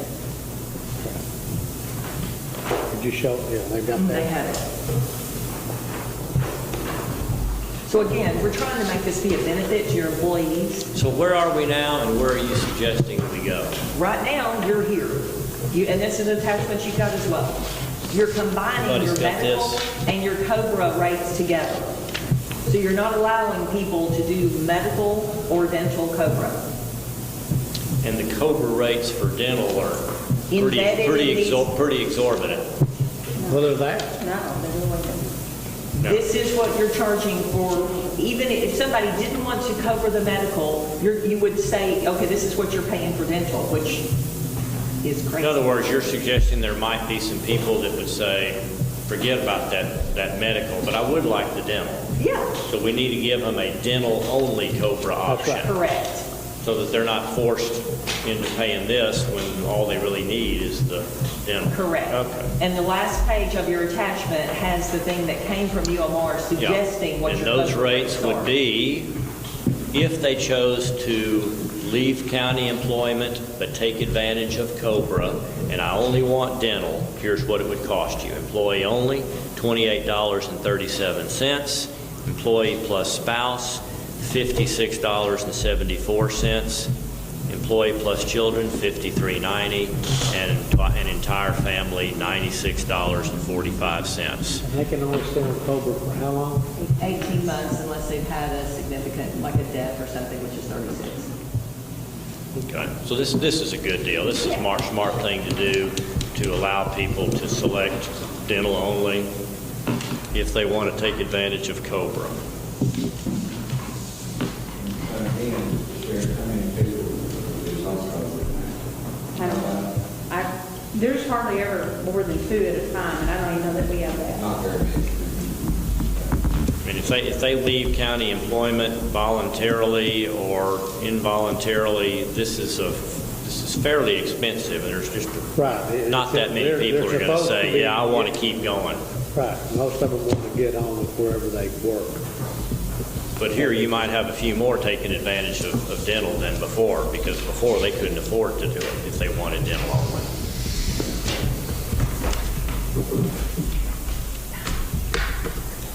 Make that motion. Thank you, Dana. And Motion. Sharon made a good point. You probably had at some point, maybe when you were with Health First, where they wouldn't separate the medical and dental, and maybe that's how you got to this. But now you've got the option to separate it, and it makes really a lot of sense for your folks. Okay. Motion was made by Commissioner Applewhite to have this separate structure for dental. Second, Commissioner Parker. All in favor, say aye. All right. Have I missed anything? The only thing I would suggest, and again, you've got your sheet of paper now that Jessica put together that was very helpful, I thought. The only 2 things that might be yellow you might want to discuss, since you'd agreed to do the on-site biometric screen, do you want, you can skip over B, because I know y'all want to talk about that at this point, but look at C. So if you don't want to attend the on-site biometric screen, you're required to have a physician form. And you want to set the date that form should be completed, like maybe in November, gives them the whole year to do it. I'd like to be able to tell people at the open enrollment this year what their options are. They can either come to the on-site biometric screen in March. If they don't want to, then they've got a form they can take to their people whenever their doctor's visit is. That again gives them some flexibility. Does the biometric screening replace my need for an annual physical? Yes. As far as the punishment that we have in place right now if they don't get a physical? Well, not for 2019, because we talked about it in the workshop where you've got to give them notice of what's going to happen. So you're giving them notice now, and you're saying, okay, we're going to have a biometric screen somewhere in March. You can either come to that one day. If you don't want to come to that one day, then you take your form to your person. As long as you have it done by November of 2019, then you don't have to pay any extra if that's what y'all decide to do in 2020. And that's November 1st. November 1st of 2019. Right. And that form enables them to go and get the same data compiled by their doctor that would have come from the biometric screening, but it gives the county the ability to pull that and access that information to contribute to our database, which is one of the main objectives we're trying to achieve here. So So somebody that doesn't want to come to the Ag Extension office and sit in the cubicles and go through the biometric screening process can still do that, but they have to bring that doctor's... Take the form, and then the doctor just Yeah. uploads the form to UMR, and you have the data. And I think we charge, is it $25 if you don't have your physical? $25 a paycheck, $50 a month, so that top part, I mean, it's not until 20 that you're gonna put that in place. It's $100 a month. $100 a month right now. Okay, so that may be what you want to put in, because this is going to replace the physical, basically. Well, the problem we had with physicals is we had a lot of different definitions of what was a physical. This is going to give you all the information that you really wanted to get from a physical, but some of them were not getting all this done, but they were still having a physical done of some sort. So hopefully if they get this done, they'll find if there's anything they need to have. So Tony, again, one more time, redefine what we need to make a decision on. Okay. November 1st date, I think. Yeah, exactly. So you were decided you were doing the biometric screens in March of 2019. You voted yes to do that. So I think the motion would be that if you decide you do not want to attend the on-site biometric screen, then you're going to participate in the wellness program, then you have a form that you can take to your doctor to get the same information as the biometric screen would have done. But you must do one or the other in order to achieve the lowest possible rate. In 2020, yeah, because again, we have to make them aware of it next year. In 2020. In 2020, Okay. yeah. And also, I know it's like the wellness as far as what we're concerned with, but if I want to go get my mammogram and my well woman, Yeah, has that nothing- still will yeah. be paid 100%. Yes. That's not going to change. It has nothing to do with that. That's a federal law. And we may want to bring that to some of the boys, may not mention that. Yeah. And again, I want to have all this clear so that we know exactly what to say, so we put a page in the benefit booklet, and we also are saying this in open enrollment, so that everybody's on the same. So we still want to encourage you to go and do. Oh, for sure. Well, for 19, then we're still saying they need to get a physical? No, but we're going to encourage them to still continue to get your other. Well, yeah, I understand that, but we're not going to require them to get a physical. Correct. There's no need in that, yeah. It The doesn't. county will even still pay for a physical if you choose to go and have your annual doctor consult. Yeah. This year, we're still doing the physical. I mean, For I 18. get people calling. For 18, For it's 19, because you gotta get them the notice for 20. Right, for 18, they got to have a physical, or in January of 19, we're going to charge them $100 a month. 'Cause that's the policy now. Right, even though it's a little convoluted, it's still your policy now. Yeah. What I'm talking about is in 2019. So when you decide you're doing your online biometric screens, you give them an option. If they don't want to do that, they can still go to their doctor as long as the form is completed and back to UMR by November the 1st. And we'll actually have forms at open enrollment if somebody, but again, they have to wait until January 1 for that to be in effect. But you'd also need to tell them now that if you choose in 19 not to do either one, in January of 20, you're going to be charged $100 more. They're going to need. Yeah, that's why we added that other thing there, just so there is fair Well, notice. we're not defining that dollar penalty for 2020 But you need to. right now. Because those people need to know what the consequences are of not Okay. doing it. Okay. You're gonna do either one, it's gonna cost you. That's right. And since y'all decided not to make a premium differential on the employee only, maybe that is your premium differential. But it's not your choice, it's the employee's choice. Okay, I'm gonna suggest, I'm not making a motion, I'm gonna suggest you consider $200 a month or $100 per paycheck so that we really stress the importance of this. Is this biometrics from employee, or did you say it didn't go? You can have your spouse, you just can't have your kids. Yeah, at the biometric screen. $50 a paycheck would be pushing the same way. You gotta realize, these people out here working and stuff, they're making from $10 to $13 an hour. It's working in the courthouse and stuff like this. $50 a paycheck's a lot of money. Well, also, $1,000 a month is a lot of money for what it's costing me to cover that employee. And I'm saying, in order for us to keep the benefits of this wonderful plan to a minimum, we're asking you to get a physical and/or a biometric screening. It is that important.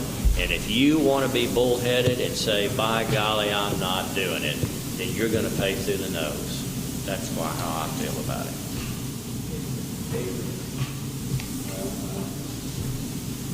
I don't think anybody, how many people did not take a physical this year?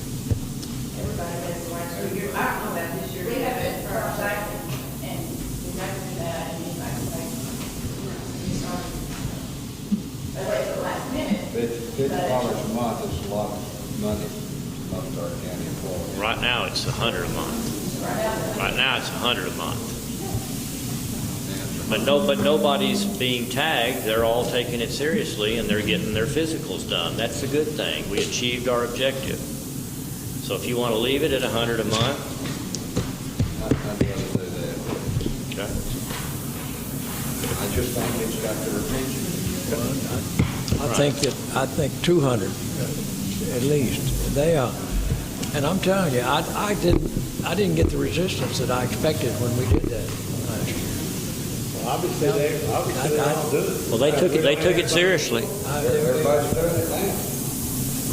Some of them say, man, I got another week, you know what I mean, or whatever, but they, it was a Well, good. whichever one of you wants to make a motion, here's the suggestion, is that we inform employees now that beginning in 2020, you will be required to either get a biometric screening provided by the county in March, or you must provide that same information through your health care provider, or you will be subject to a blank dollar penalty per month if you do not do that.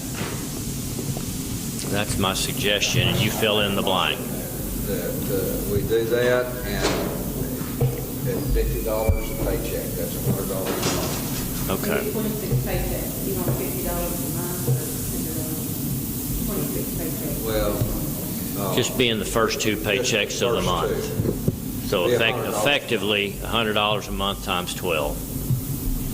Okay, that's the motion. So that the penalty amount remains the same, but we're defining it for 2019, that screening or similar gets done. Second by Commissioner Applewhite. All in favor, say aye. Opposed? There are none. Okay, Tony, you think that got it? And the last thing is, when does that form need to be turned in by? I suggested November the 1st. Yeah, I thought that's what I said in there. Make that a part of the motion. Is that okay, guys? That we require it by no later than November 1. And if they don't get it in by November 1, are they going to be subject to that $100 a month for the remainder of the calendar year? Yes. So you're looking at, Well, usually they have, whenever they turn it in is when that's why we do the physical. If they didn't get their physical by December 31st, we start charging them $100 a month. and they can't say, well, I'll go in January so that you'll stop that. Nope.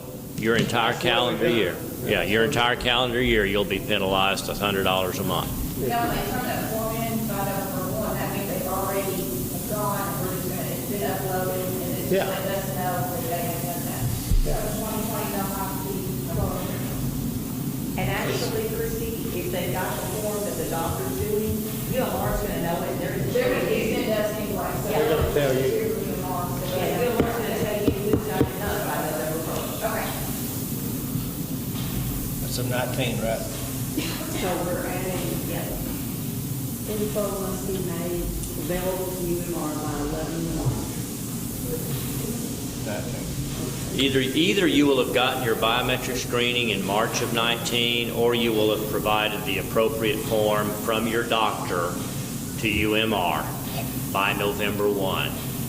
And if you don't do either of those, you will be charged an additional $100 per month beginning in January of 2020 for the entire calendar year of 2020. Y'all aren't going, Well, there would be no reason for them to, if you're gonna charge me the whole year, I'm not gonna go get it done until the next November. You've given me no incentive to go ahead and get it done if you're not gonna take it off as soon as I go get it. We had several of them that went around with the man, they knew they were fixing to get hit, and they did that. We had a couple of that. I'm comfortable with that. We're telling them they need to do When it. they get it done, then fees stop. No, not changing it mid-year. The 7500 screening they do in 2020 is going to be for rates in 2021. So you'll do this all over again each year and it affects the next year's rate. Right.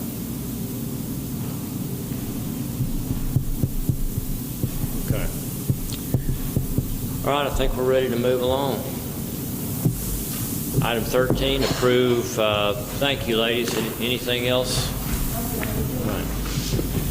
Item 13, approve oral and written reports.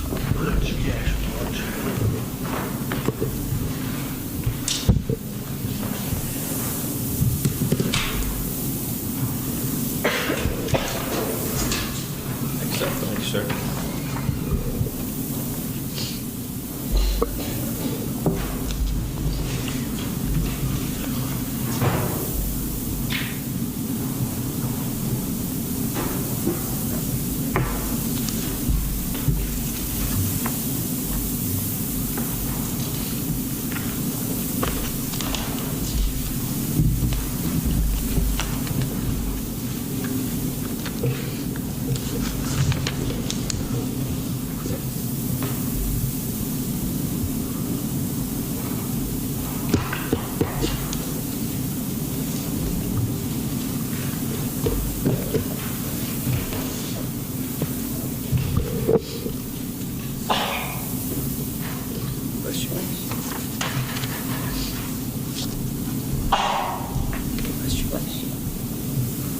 Make a motion, we approve oral and written reports.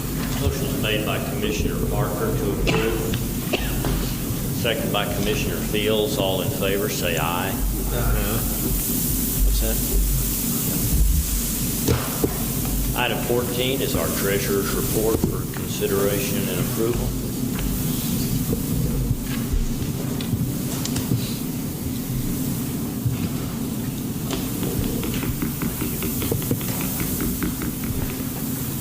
Thank you.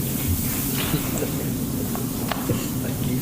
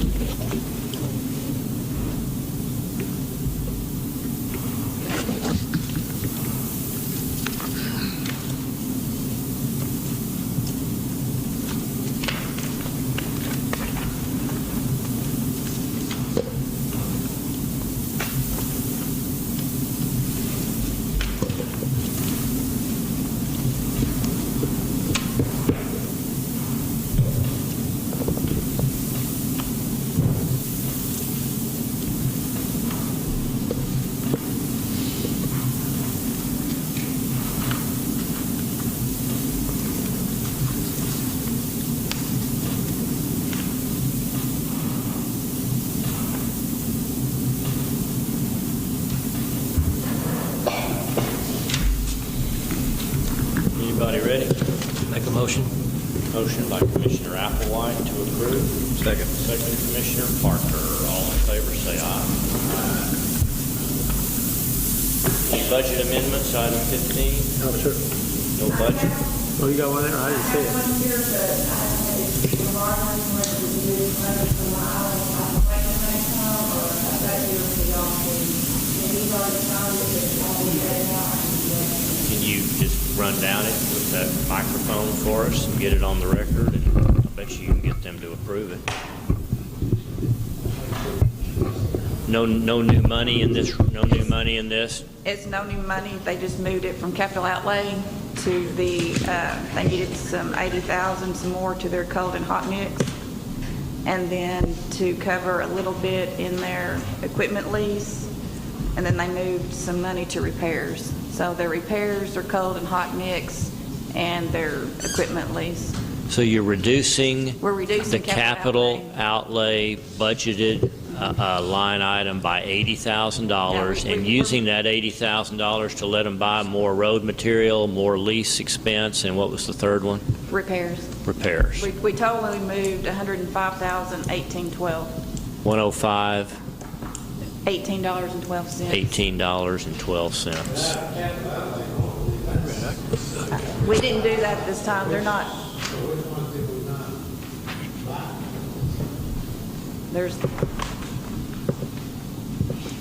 They haven't spent any, they're not going to spend any.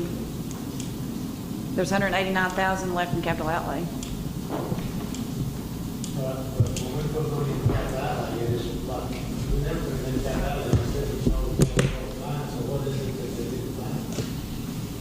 We're talking about rollers and different things, obviously. There's some that we didn't, I'd have to go back and look at the list, but they're not going to be, They were comfortable moving, not with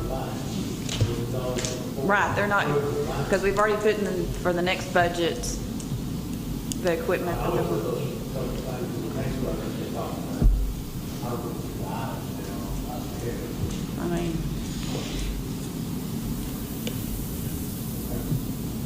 Okay. I mean, we can hold off on this and go talk to Roger and see what we need to do about the equipment, or, I know they didn't get a water truck last time, but that was going to be a lot less than the $189,000. The dollar amount in question is $105,000, moving from capital outlays to materials, lease, and repairs. Right. If you want to approve that today, fine. If you want to wait, fine.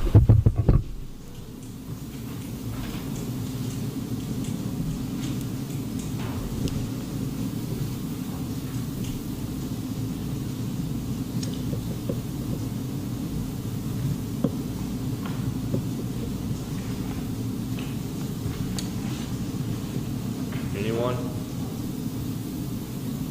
Okay, I'll take that as a no interest in taking action on that. Yeah, because they've only got Wait a minute. $100. Make a motion. I couldn't hear you. I couldn't hear all that. Okay, they only have $1,900 in the oil sand, so they've got to finish out the year, so he's going to move $80,000 up there. That's one of them. He's only got $900 left. Well, what I want to find out is, they asked for specific pieces of equipment. Why did we not find? I think that's a logical question. Let's have a good answer for it. Let's table it. I've got a motion to table. But Commissioner, basically what he's saying is, instead of us just approving a reduction in their capital outlays budget to give them more expense money, let's find out what capital items did they decide not to buy. Carl's saying he only puts in capital outlays. Maybe in that I don't think that first year was This is 19 or this is 20? This is, when we were doing the budget last year, we didn't split it out, like the equipment out. We broke it out on 19. So when did he come, he came to talk to the court, we had a long discussion about several different pieces of equipment, rollers and all that. And they decided on one of those that we were going to do the lease. So we took the money out of capital outlay and budgeted for the lease payments. That was some of it. Maybe that's where we Right, because we originally budgeted Okay. $30,000. Let's just find out for the next meeting. If it's not going to be an imposition on you, let's find out. Get Roger to define for us what he was able to do without in order to accomplish this. Second. Okay, the table, Commissioner Fields, the second, Commissioner Applewhite. All in favor of tabling that one possible budget amendment, say aye. Aye. Item 16, sign pay orders and approve payments of our bills. Make motion to pay bills. And motions made to do that by Commissioner Applewhite. And seconded by, was that a hand? And seconded by Commissioner Fields. All in favor, say aye. Aye. Okay, we're going to have a short, perhaps, I think, budget workshop. Well, I better not say that. That'll jinx it.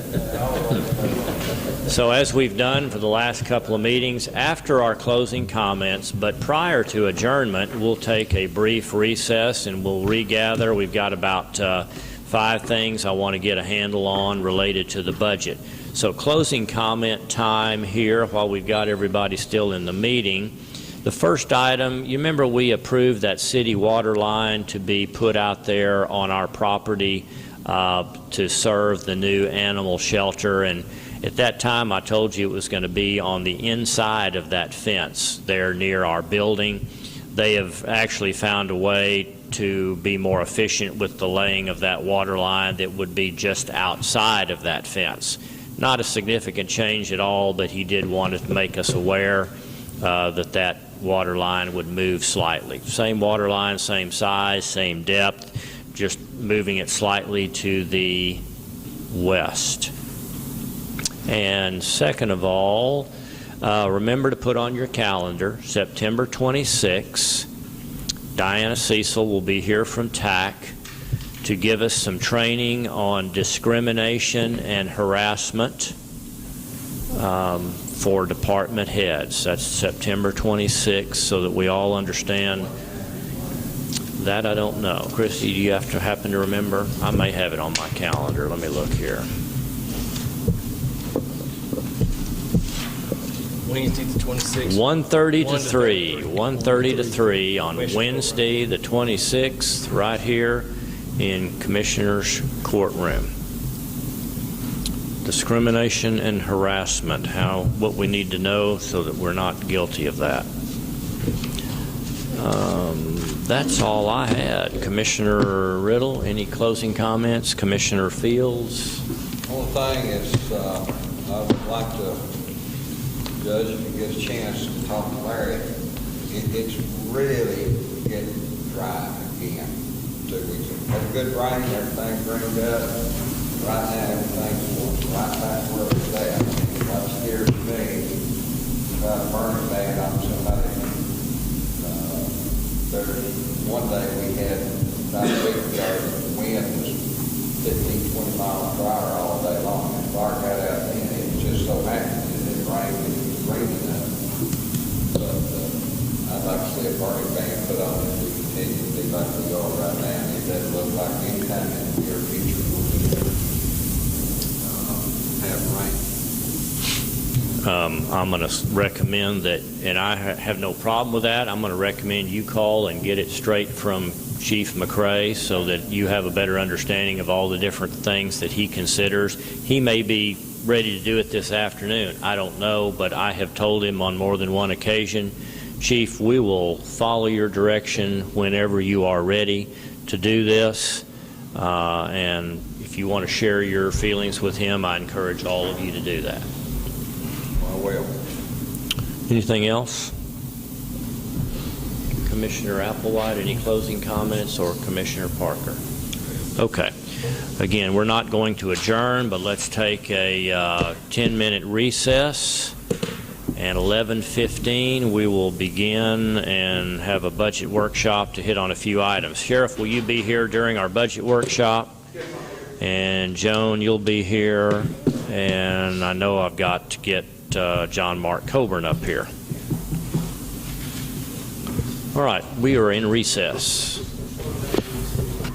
Okay, it's 11:17, and we're going to be back from recess, and we've completed our entire agenda with the exception of a budget workshop, and we've got several subjects to discuss.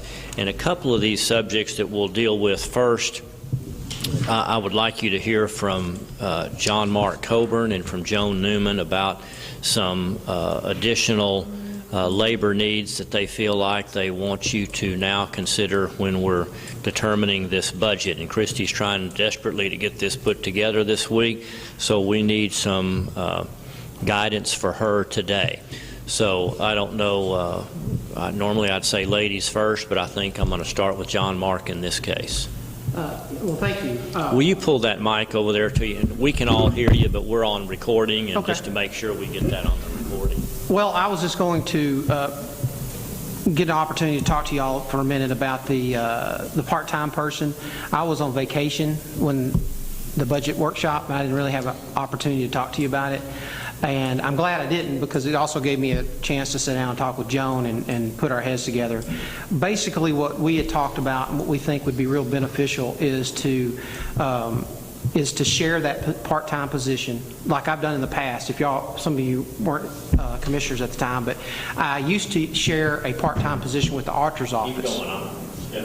And that worked out real well, sharing the position with the auditor's office. She ended up becoming a full-time employee of the auditor's office, actually, in the end result. And I just didn't, when Morgan was my legal assistant's daughter, when Morgan went full-time with the auditor's office, I just never filled the position again. I didn't think I needed a part-time position at that time, but I reserved the right to ask for it again. I said I may need it in the future. So this past year, I had a little extra money. Carl had a little extra money that I could use to test to see if I could keep that person busy. So I had Esther's daughter, who is now starting school, so she can't do it, but just to see how things worked, having an extra person in the office and how busy I could keep that person. So I kept her very busy. There was no question about that. And so the position's vacant, and I appreciate you funding it for 6 months. The issue is I would like to go ahead and ask that we either come out of my budget or Jones or however y'all want to do it, so we could fund the position for the full year. What I would like to do is have that person that we hire spend a lot of time helping Geraldine, which is the person that puts our docket together. She is under a lot of pressure to get those notices out twice a month at a minimum. That's just the arraignment docket. That's where the bulk of the notices, because I've recently upped that up to about 80 cases in the morning, 80 cases in the afternoon, and that's a lot of notices. In addition to that, we're now, the legislature now is requiring us to not issue a capias for someone's arrest if they don't pay a fine in a timely manner. We have to bring them back to court. So after a case is completed, that would usually be the end of it. If they didn't pay the fine, then there'd be a warrant, and they would either pay it to get out of jail or set that time out. Well, we can't really do that anymore, so that's forcing Joan to have to touch these files 2 and 3 more times sometimes after it's already completed, which is putting even more strain on Jerry. So I think Jerry could really use some help, helping with those notices, and that's just the two times a month. That's not including the NISI hearings that we're now having at least quarterly. We also have our bench trial docket, and we also have jury trial dockets, and the Class C appeals, we're having to deal with all those. So we have a lot of bottleneck right there, in my opinion, and I think Jerry could really use the help. So that's going to be, when I hire this person, even if it's just for 6 months, if y'all didn't approve it, I'm going to send that person upstairs to be helping Jerry at first. Now, once that person is comfortable and kind of has a routine with Jerry, Esther had mentioned the scanning thing to you guys, and I would like to continue to be able to do that as well. If you recall, y'all allowed me to purchase that net data software that was very expensive that I put off for years. You did that a couple, 2 or 3 years ago, and that was a big expense up front. And there's a big expense each year, but that allows my office and the sheriff's office and the clerk's office to all be able to communicate. One of the things that software allows us to do is get discovery to the defense attorneys electronically, but it has to be scanned in. So that's even more scanning that we're having to do. So I think that the prior scanning, I know y'all have complained about all my files scattered all over the courthouse that y'all want me to get rid of, and I'm trying to do that. But I don't think we well, I've gotten I get calls regularly. What do I do about these files? But I would like to start trying to get rid of some of those older files, but I would like to try to scan those in, and we're working on that. So between the scanning and just assisting with our docket and helping Jerry with the docket, I think it justifies an extra 6 months. We can always look at it every year like I've always done. I got rid of the position before when I felt like I didn't need it, and I'll do that again if I feel like I don't need it. But I do feel like I can keep that part-time person between the two of us very busy for 20 to 20-something hours a week for 12 months. And the max is 29 hours. And I'm not sure we would need 29 hours, so. That's not part-time the way we do it. Have 29 hours every week, that's not part-time. That's just keeping somebody busy. That's the difference between government, I found out in private practice. Part-time person, you work for 5 hours or 6 hours until they go home. And then you don't need them but 20 hours a week or 10 hours a week. Because the situation changes. But here, 29 hours. So we'll find something to do. That's the difference between private practice and government work. I have to say 29 hours because it goes to that, and we have a lot of different, we have to provide them with insurance benefits and everything, so they can Well, I understand work that. whatever. She But just- 29 hours, I she have to just- give that to y'all. So She's it's just, changed. she's just letting y'all know they cannot work more than. Why should it be 29? What if you only need them 20? That's We're true. not working That's 29. true. They just can't work more, they just can't work more than 29 hours. But Well- I'm telling you, you watch it, it'll be 29 hours every week, week after week after week after week. Well- That's not. I'm fine with 20. If that's, Well, I'm just I understand. trying to explain, when you're spending other people's money, you're spending your own money. well, my vision is it to be a part-time position, not a full-time position.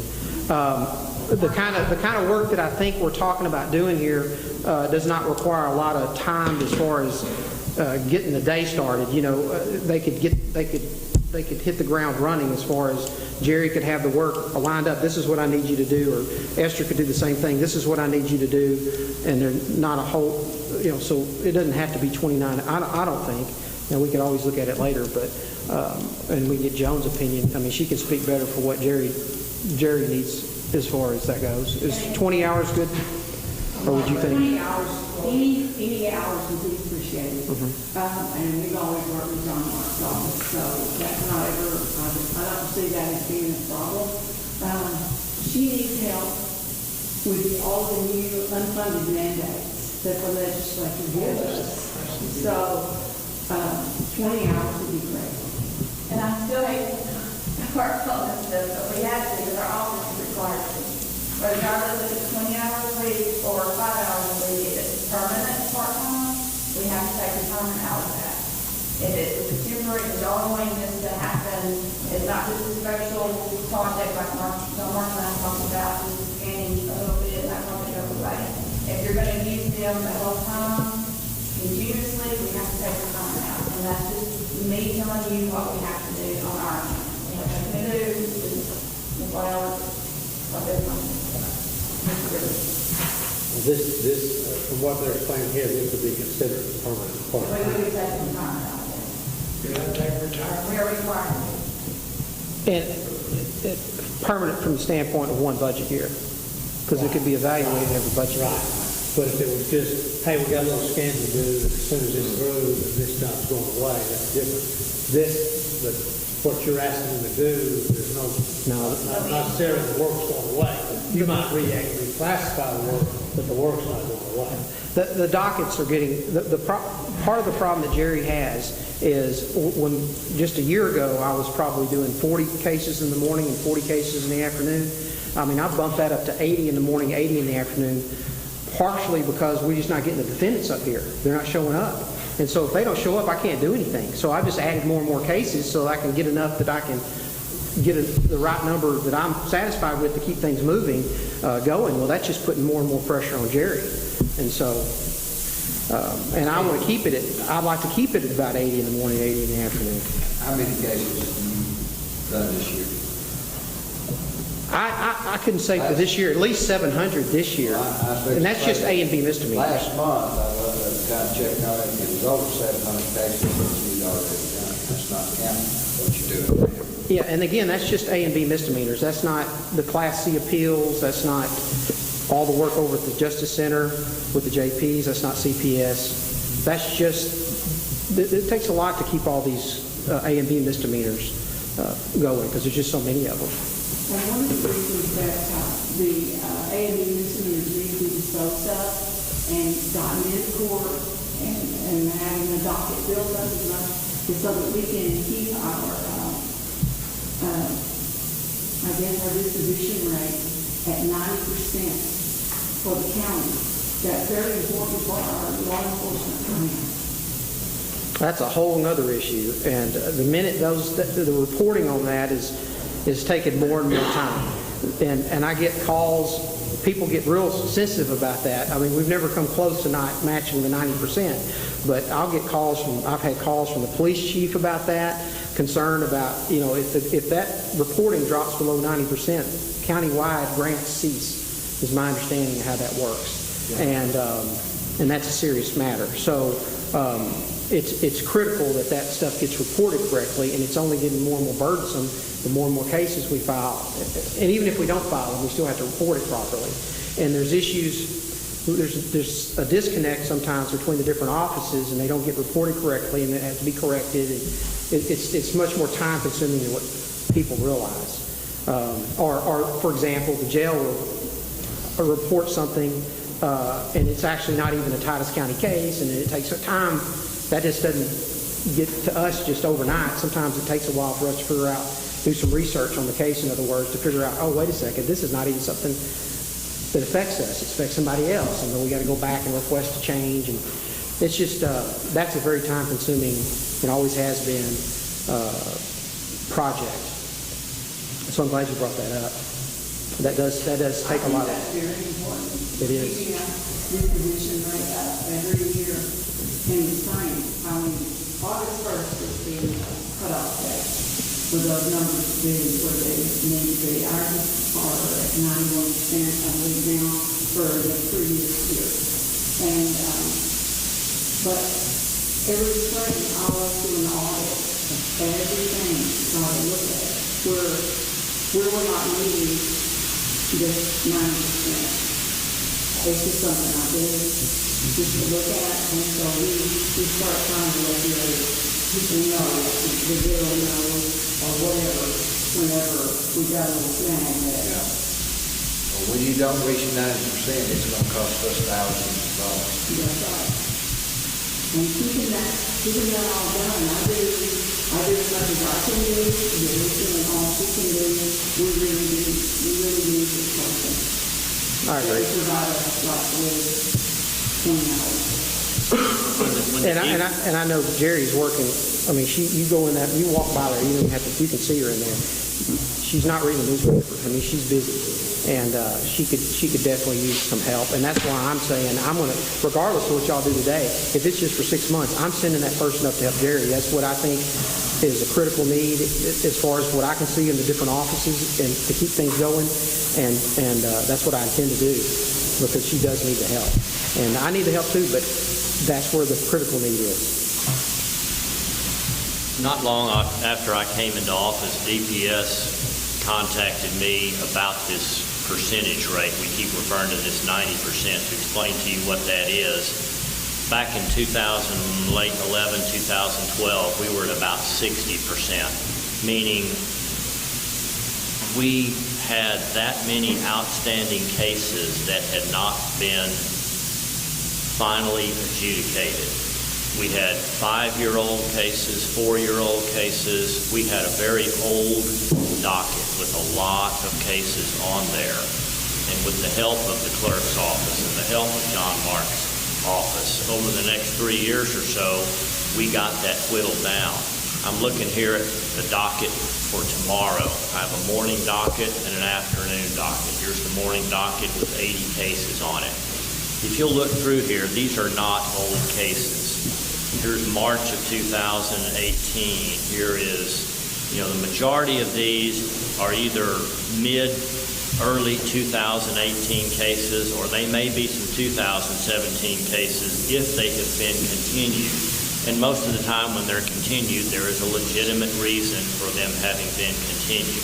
The point being, the docket is current. We're not having to ask for more people because we're inefficient and we're not doing our job and we've got a bunch of old cases. We've now achieved that 90%. We're maintaining at least that 90%. But the simple fact is the volume of cases is up significantly. And I don't know if you want to compare that to a year ago, 4 years ago, or 8 years ago, but we've never had 80 people on dockets for the morning and for the afternoon until here of late. but it's taking that in order just to keep up with the number of cases that are filed. I don't know how you explain that. I don't think it's not a decision that law enforcement has made to arrest more people. There's no benefit of that. But in order for us to adequately deal with crimes that are committed in this county, this is the result. And when the police department or the sheriff's office or DPS, whoever it is, makes these arrests, we have to deal with those, and we have to deal with them in a timely fashion. And preparing an 80-person morning and afternoon docket isn't something that's thrown together the day before. Work on this docket began, 30 days ago, Joan? I mean, this is something we're always looking 30 days ahead, if 3 weeks at least ahead. And in the preparation of this kind of volume, with the level of detail that's needed on each one of these cases, both in the county attorney's office and in the county clerk's office, you wouldn't believe how much detail is involved there. And we are having these bail bond show cause hearings to force the bail bondsman to do an ever-improving job of getting their customers to come to court, so that we don't have a 70% show rate when we call that docket. We want to have a 90%, 95%, so that we can take care of these cases quickly and efficiently and not keep having to have the same person on the docket month after month after month. And we are achieving that. We're doing a better job of it. We just have a higher load of cases. And so I think that they're making a very reasonable concession here. They're asking for a part-time person to be shared within these two offices. Individually, they both could justify having an extra part-time person, and so I think it's a great idea you come up with to share that person. I hope it will accomplish the objective, but if it doesn't, they'll be back here for more. Now, whether that's 29 hours or 20 hours, I don't know what it's going to take to get this done, but you need to get the manpower, whatever that is, to keep this docket current. I depend on you to do that, and we all depend on one another, the three of our departments, in order to get this job done. And so if you want to whittle it back to 20, that's fine. You do whatever you think is best, but don't shortchange yourself, and don't shortchange this job to where we can't keep up with this docket. And I wouldn't. I would look at it from the standpoint on weeks that the docket goes out, it may take a little more than 20. On weeks the docket doesn't go out, then it might not.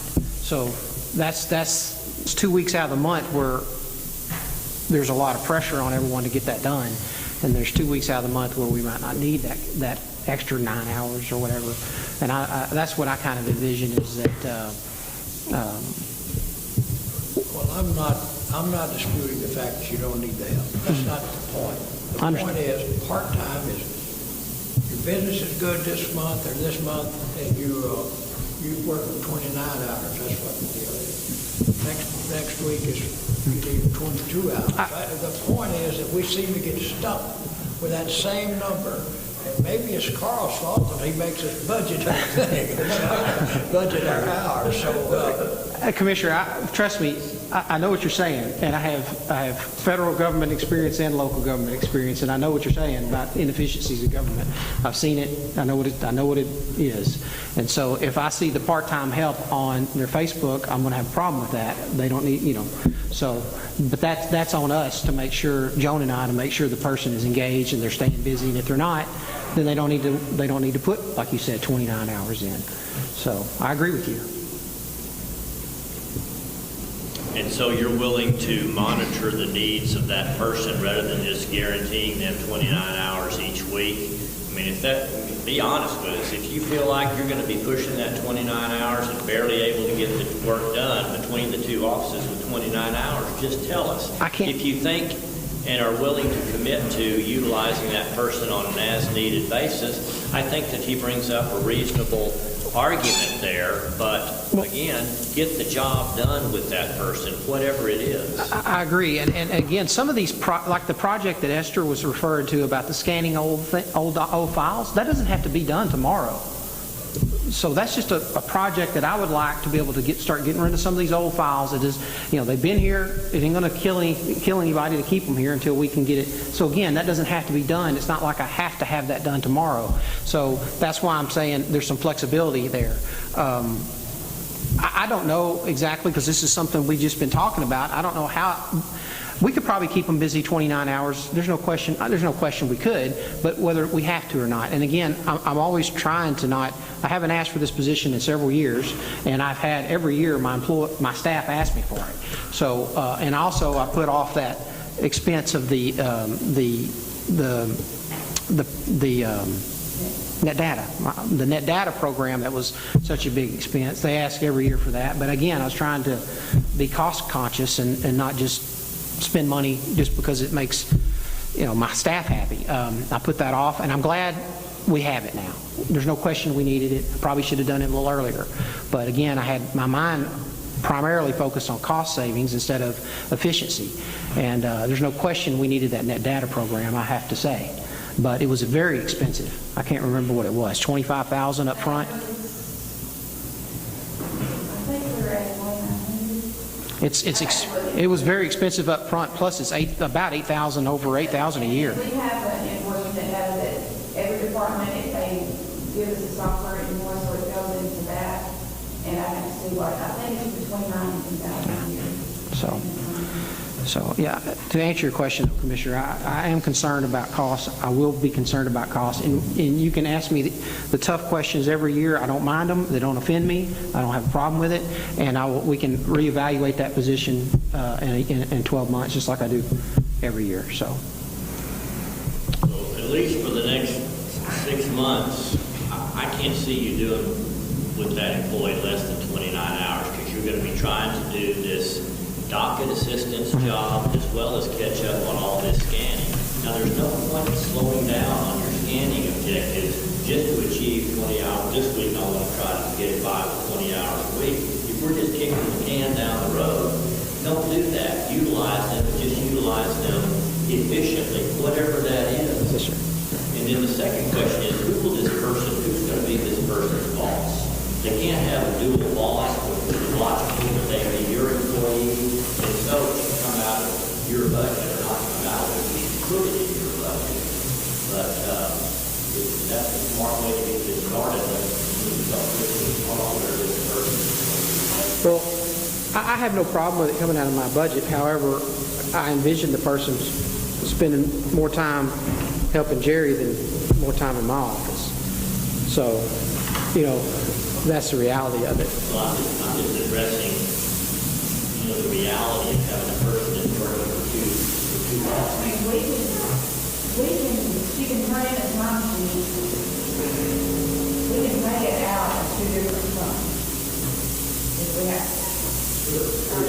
But who are they going to report to? Who's going to be the one to determine their hours this week or this day? Sometimes, yeah, because one week it may be okay, this week we're going to work some stuff, or this is pay period, and they're still signing on, okay, I don't know about it. If it's a 2 week pay or a pay period, they're coming everything on, and really going on it, and we can set up, it's just a 1 hour. That's fine, because I really don't need to be supervising him or her if he or she is working with Joan. So, because I'm not exactly, I don't know all the details of what Jerry does every day. Right.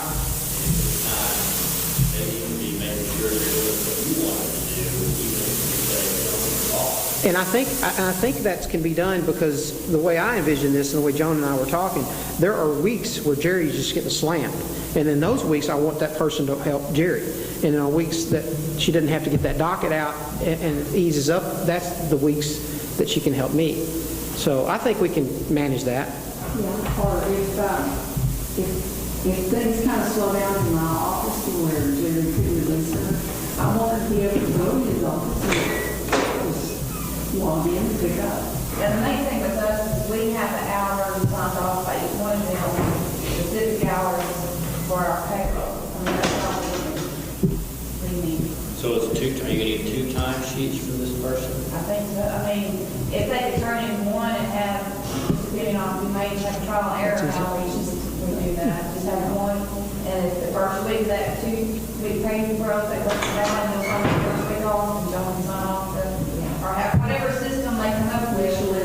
Are y'all both initial? Just both initial. It's only one time sheet and both initial. Initial your hours, initial. Right, she'd have to break down the hours so we That's not a problem. which department goes to. What makes sense from a budget standpoint? Budget to split this half and half, put it all in one department. I would say split Yeah, we're gonna, yeah, for who they're working. because we're gonna set up the payroll budget separate, we have to have money in there. 50/50, what was that? Well, I don't know. Is it going to be 50/50? Is it going to be 70/30? Think anybody knows, right? Well, yeah, we don't know yet. And if it is, I have no, if that the person who's working more for Joan ends up working more for Joan, it's fine coming out of my, it's still benefiting me. We have, what I said, we have a department that's county court, and it's a whole different department. And this person is really working on We can just put it- years of course, we he just could put- put just that particular salary all in it for this first year, and you could there kind of see, We could always keep it. how much. Yeah, we can just keep it in county Even if court. we don't have to split it, we still have our own time So sheet. both of them sign off on time But sheet. we have that commissioner, I mean, the county court, little department that we just know because she's working for the court. And we just pay all the salary out of that, and then we'll have time sheet. Yeah. Either way, if I benefit whenever his office is working better. I like to write the other. Yeah, and put it in, You want it to last 20 hours, 21 hours, what do you want to do? I would say 29, and We then, do 29. At what rate? If they don't do that, then the money is So what are you left. going to pay this person? I don't know, what do What are we, you paying them now? Well, we're paying $8, that's it? $9.50? with that, I mean, it's about like $10 more we I don't have an opinion on that, whatever y'all want to do on that. Whatever y'all pay part-time people. A skilled person with experience or a non-experienced person that you're going to train to do the job? I don't know how much they would have any experience. I mean, Was $10 reasonable? I would say so. When we were talking about a part-time, I'm envisioning somebody at the college or somebody that's got, that's kind of what I'm thinking, that a lot of is what I have in my mind is some kind of part-time student or a high school student that can do that. Attract the caliber of person you're looking for with that. I would say so. You know, I teach out to college part-time, have Let's go 20 with- years. And Let's go with 29 hours and $10 in that kind of work department. someone who's an interest in criminal justice is what I envision. Someone who is interested in learning, not someone who just sits there and scans.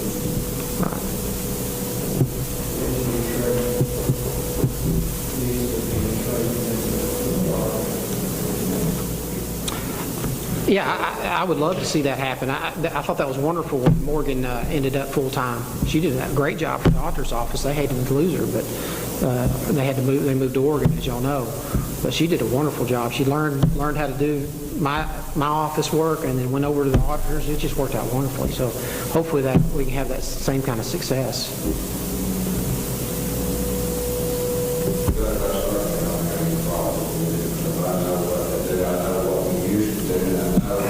People would bring cases up here, people or bring it to trial or whatever. And I know there was reports on one guy in before you got in here. We've had cases, old cases, witnesses, officers, some of them died. These cases were dismissed. I do know for the fact that, during these cases, due process is done, and I like that. And besides that, fines and things like this, you can go back and look at 10 years ago and go check it today, and you will see a big difference. And people used to think, well, I can just appeal and keep paying it. They're not going to get to me anyway. That's what people bother around here. I like the due process that's going on now. Great job. Thanks. Okay, any further discussion on this? I think we got a plan here. All right. Let's give it a try. Okay. John Mark, anything else? No, sir. Thank you for being here. Joan, anything else related to this subject? Thank you, Joe. Okay.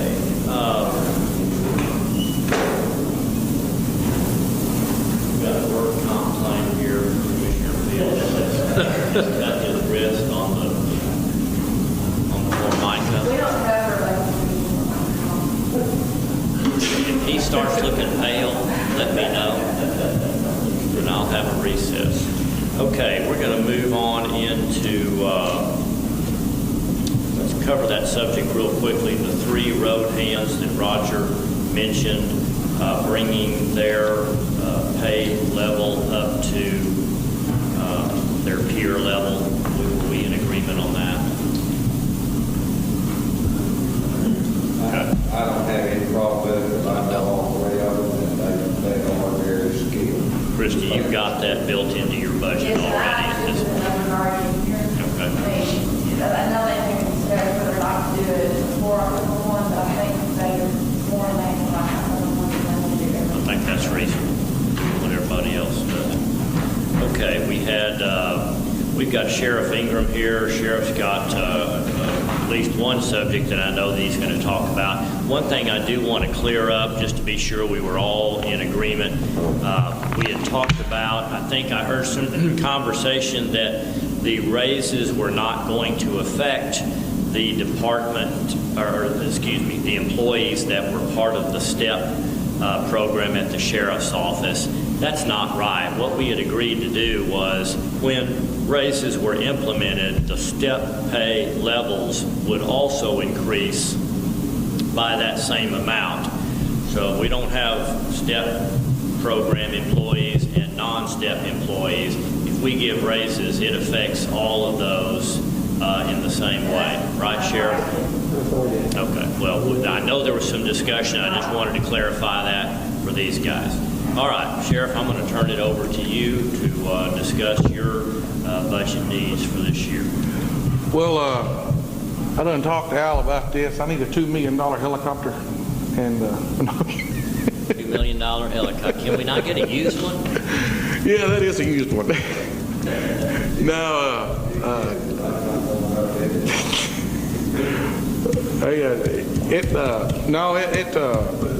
just joking about that, but no kidding. No, Scott Glover, he does have one that they will come out and help us with. So that's good about having people like him in our community, because if we ever need anything, we're searching for somebody, boy, they'll take us up. The hospital's actually been taking us up for. So hey, that building that's next to us has come up for sale again. Just kind of wanted to reiterate, just let you know that even for 20 years down the road, I think the property is going to really come in handy for the county to own that. But for right now, it helped me get more room and get some of my people out of bathrooms and broom closets, give me more storage space, and kind of, I guess, just take some of the load off the building we're in and some of the congestion that we're in, if you guys would consider looking at that. Talk to us about the price and the size of that building. We hadn't talked about this in, 4 years? Yeah, I'm not sure about the square footages, but I can if I move my CID over, that's what I'm wanting to move over, and the environmental, it'll fill up every room that's in there, except for, of course, the rooms that's made for a conference room that's in there. But all the offices, I can fill them up 100%, and would still have to put 2 sergeants to an office over on the side that we're on. But what I need to do is the 2 bathrooms. I'd actually tried to look at making those back in the bathrooms, but we can't, because back in the jail, they're out of room for the commissary that we sell to inmates, which we make pretty good money on that, and that in turn what has helped us, like when we had the boiler, a $40,000 boiler, I paid half of it out of commissary, so it saved us quite a bit of money. I think we got money in commissary now, we could buy a whole boiler, but we're going to have to use one of those office spaces that's a bathroom for storage for commissary. Then the other one's going to have to be for radio equipment and uniforms. But I mean, we just don't have any room. We have nowhere to go. I mean, if the county gets bigger, and which it looks like it is, the dog food plant just just acquired that 30 acres out there, and within 2 years, they're going to start building a new plant there. That's not absolutely certain yet, so let's, Oh, it's not? Oh, I thought it was kind of. well, it looks good, but I don't think it's. But anyway, just future growth. I'm just looking at things. I know Pilgrims had planned on adding on, and I don't know why they stopped, but it looks like they cleared their land and just stopped. But they still, last time I spoke with some of their people, they're still planning on building that. They just had to slow up on it. Well, I mean, we just don't have any room for expansion, period. What do you do with that stuff, that big building you got taken up out at where the county barn is? Oh, that's Solid Records. You ever been in that? I need to take you in there. Lord, no, I'm scared to death. Yeah, Al, believe it or not, we have to keep records so long. That is Solid Records. We had to build shelves and put it in there. And How long you got to keep them? oh man, some of those you have to keep them probably close to 100 years. It depends on the case. Yeah, if it's a murder case, we have to keep those things for like almost forever if it's murder. Murder, we don't have that thing. No, but I mean, a lot of those, no, she has went through and got rid of a lot of them, but no, there's a lot of those cases that we've got to keep for years. There could be that many murder cases. Well, no, that's just an example. No, we ain't had it in murder. Paper out there stored. I mean, tons. Yeah, it's records. We had to use that. Now, we can't, by law, they can't, when they built that, they actually built that so they could do the expansion on the jail. By law, you can't use that as a jail anymore. And that was one of the agreements, so. I don't know about storage, but you said you need storage space. And I'm telling you, you got tons, you've got to be able to get rid of some of them. I don't know how many old they are, but some of them got to be 20 years. Oh, man, well, we did. When we got rid, when that company come in and was shredding that paperwork for us, we did. We actually got rid of a lot of stuff. But there's just so much accumulated, we have to keep moving it out there because there's so much paperwork that's accumulated in law enforcement. It's just, I'd be welcome to show it to you and let you see Andrew's office. And then we actually even have, we have a lot of paperwork there in storage. But then, I mean, you have to. There's just too much. It just comes in about it. IRS furnishes you a list of what you have to keep, how many years. And you have something for them. Yeah. Have something. Oh, yeah, and we do. We try to call that, but but I mean, no, the paperwork storage is not what I'm talking about. I'm just talking just in general, all kind of storage there, from commissary to radio equipment to uniforms to, I mean, we just don't have any room. There's just nowhere to go now. And if we have to grow it all and expand, there is none. There's no room for expansion, period. I'm just trying to remember the storage area. They've got tons, room out there for storage. I'll give you another example. Just like we used to, we've got our copier, we have to stick it in the same rooms with our patrol division, and that gets pretty hectic when you're trying to do shift change. If you got people trying to make copies, I mean, we just have nowhere to go. It's just, there's no expansion. How many people would you physically move over their office there on a permanent basis? Probably 9, I think, 8 or 9. What office you talking about? Well, we're going to move CID over there. Then we're going to move environmental in that front office where the public can have access. Clint Bain, environmental. Where you going to go to? Going to move him out of his broom closet and put him over in if y'all decide to get it for me, into the new office there, that front office that's in the front. What we're talking about is, you remember 4 years ago we discussed the possible purchase of that building just to the north of the jail? That's what he's talking about here. Same subject as 4 years ago. Want to buy that building? Yes. You're talking about moving up to 9 people to office over there. What would you do with the areas that they're vacating in your current quarters? Well, like I said, Clint Bain, my environmental, is in a broom closet. We're going to pull him out and put him over there. All of my CID, which are the investigators, they'd go over there. And then I'd probably let Sergeant Sharon office, and the ones that's there, move Randy, my warrant officer, or actually she's my civil officer, and move her and my warrant officer and get them out of the bathrooms and get them in one of the offices that's there. But what would you do with the offices? Would you pull them out of your current sheriff's office and put them next door if we were to buy this building, what would you do with that freed up space? Well, two of the rooms we'd use for radio equipment and uniforms. The other one would be commissary for the jail. Well, it's not like you free up 9 offices if you move 9 people, because you've got some of them sharing Right. space already. I think it's 2 bathrooms, rooms offset.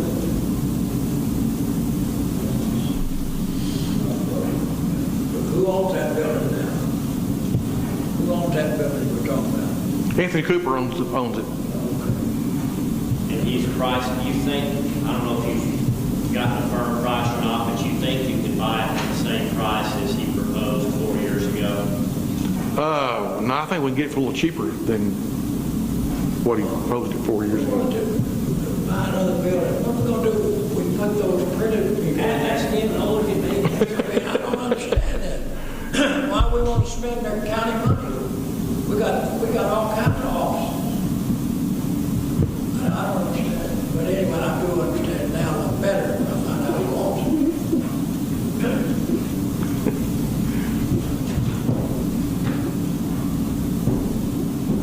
And that price is $250,000, is that the last price you would? That's what he said. Yes, sir. And that property goes from Van Buren all the way back to, what is that, Johnson? Well, that's okay. Yeah, I was thinking the whole building from corner to corner, because it only goes to that first one. But if you made that purchase, wouldn't you get frontage on both sides of that block? Oh, yeah, you'd have it, yeah. And the reason, in my opinion, that that's noteworthy is that if we were to ever develop that property on the back side of the jail, where we've got the garden and the fenced-in area, I do see that as 20 years from now being a place for a criminal justice center or something like that. And I think that having, not only do you get a building, you get some property that could become a critical part of that future picture. Right. Well, in honesty, by the time we get this loop paid for, whoever is sitting up here is going to have to start looking at when we're going to build a new jail. And it may not be exactly the time when the bonds are paid off, but that jail's getting old. It's going to have to be done. And you probably even get the experts to look at it. Then whoever's sitting up here, that's probably going to be made in parking. It's an issue now. Parking's an issue now, but that's one reason why the bank, I think, put the sign up over no parking, because on visitation days, a lot of people were blocking some of their spots there, and so they put a sign up. I had to put a sign up because they're filling up my lot where my deputies park. You can't get in. But yeah, I wouldn't want to put another building back where the jail is now, for the simple fact because of the foundation. So I think probably put some French drains under it and make it in parking, which is going to be badly needed. 20 years down the road, one day when you have to bulldoze that thing and put a new jail, the perfect spot that's going to be for all that is going to be the property we already have, which is where the employees park now. Man, we've got a ton of that. There's a lot of land back there that's not even being used. So, that's going to be a perfect spot to put all of that.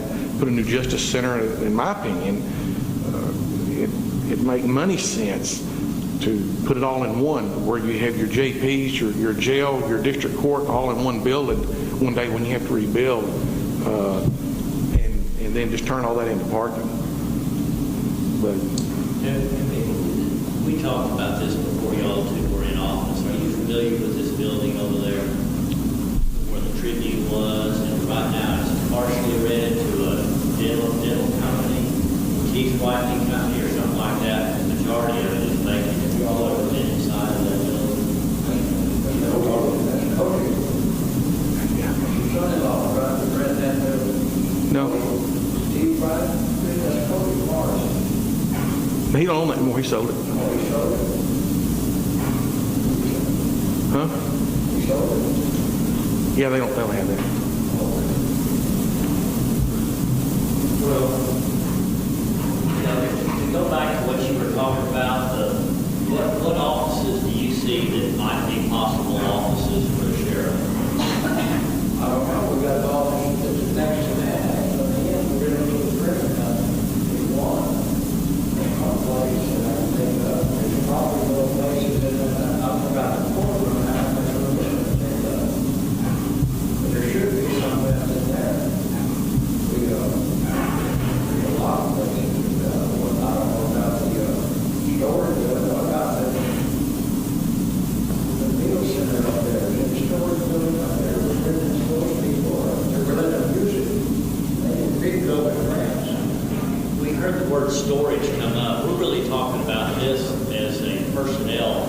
Oh, yeah, accommodations. yeah, it's more of personnel storage. The storage is just a good perk of moving them so we can have more storage, but no, the personnel's the main thing. And I don't care if we buy that building or if you want When you say to spend storage, $200,000 add on. you're not just referring to old files, you're talking about storage of commissary, radio. Oh, I'm talking equipment, about personnel on the whole, current just equipment. the whole thing in general, yeah. And if you don't want to buy that building, I mean, we could certainly add on and spend the same amount adding on. I mean, yeah, I don't care where it is, but the good thing about that building, it's set up good for us because it will also have an office for the interview room, just little things like that, a new Is interview that room. office ready to move in? Do you need to do any work to it? Not much. I mean, maybe just do a little paint. Inmates could do that.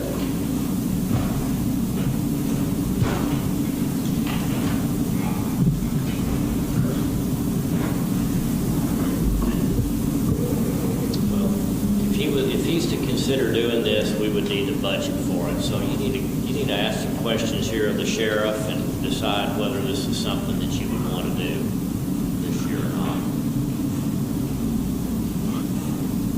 The price, have we discussed the price? Yeah, $250. Yeah, drop it down.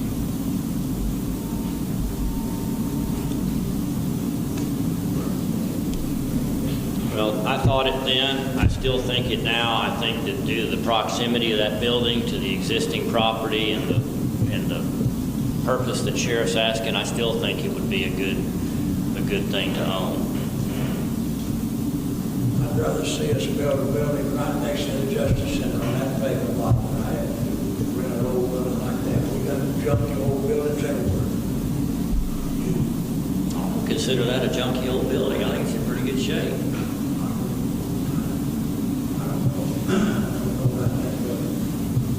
You can, before you proceed too far, you need to get somebody to give you a valuation of what they think it's worth.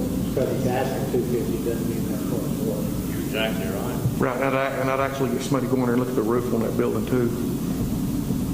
But what Al's saying is also an option.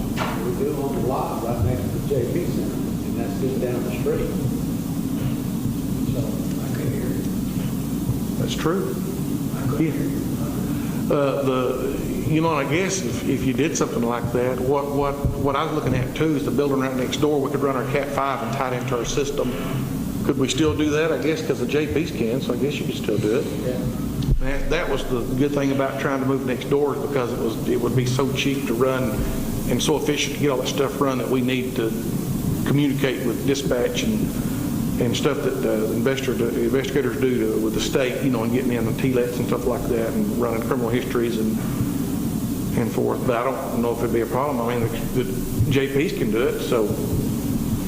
Well, something else you could consider, we've talked about that Riddle Street building many times. If you didn't feel like that was a critical part of what we do, you could always sell that Riddle building with the current tenant in it.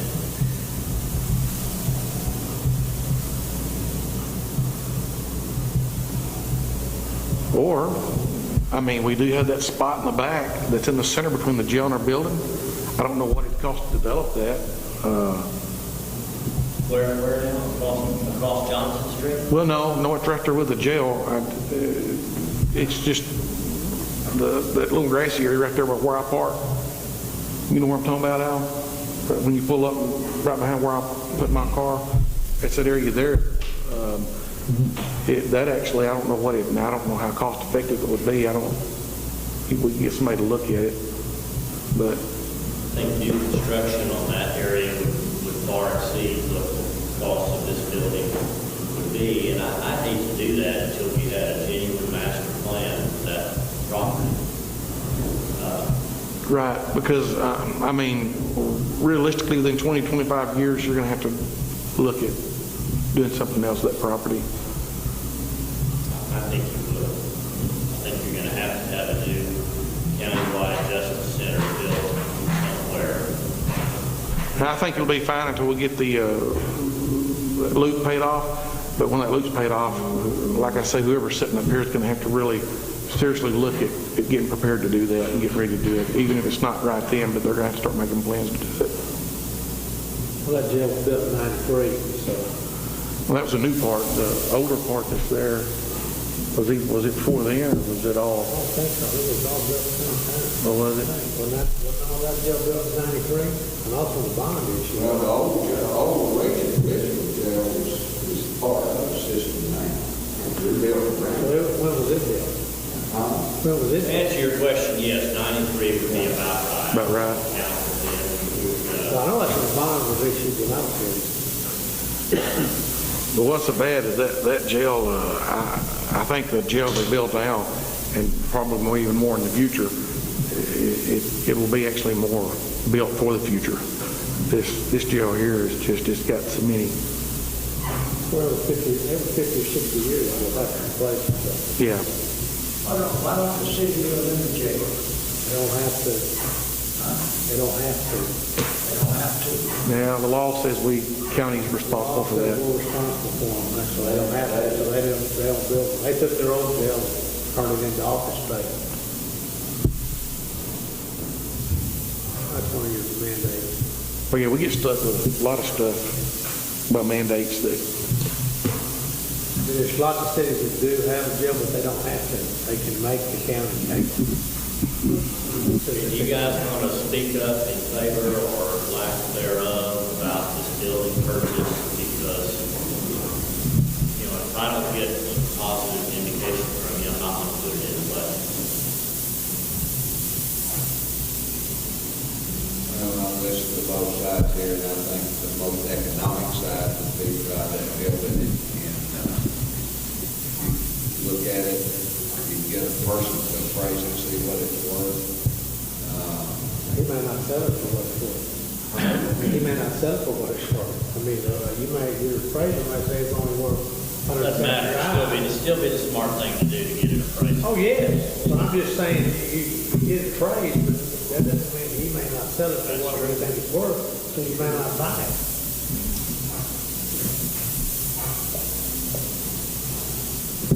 Well, I still think the room is needed. Because I know, the old part back there, we had, I think you could hold 48 prisoners. Now it's 183, what is our daily count? yes, him and that bad lady. We got 110 in there this morning. 110. We were looking over 100. And office space up there. I don't know, they are the smallest little rooms I've ever seen to have an office in. Well, they actually, that was one of the poor designs of that building. When I first got there, the offices, we did that cheap, used inmate labor. They had one big room for all the investigators, and I don't know how they did it. I don't know how you can concentrate, type up a case, be on the phone with people in here, and you've got 5 investigators right there sitting next to each other doing the same thing. So what we did, we just put a wall up in there and divided them, and made one room into actually 4 offices. Whether like it or not, we're growing.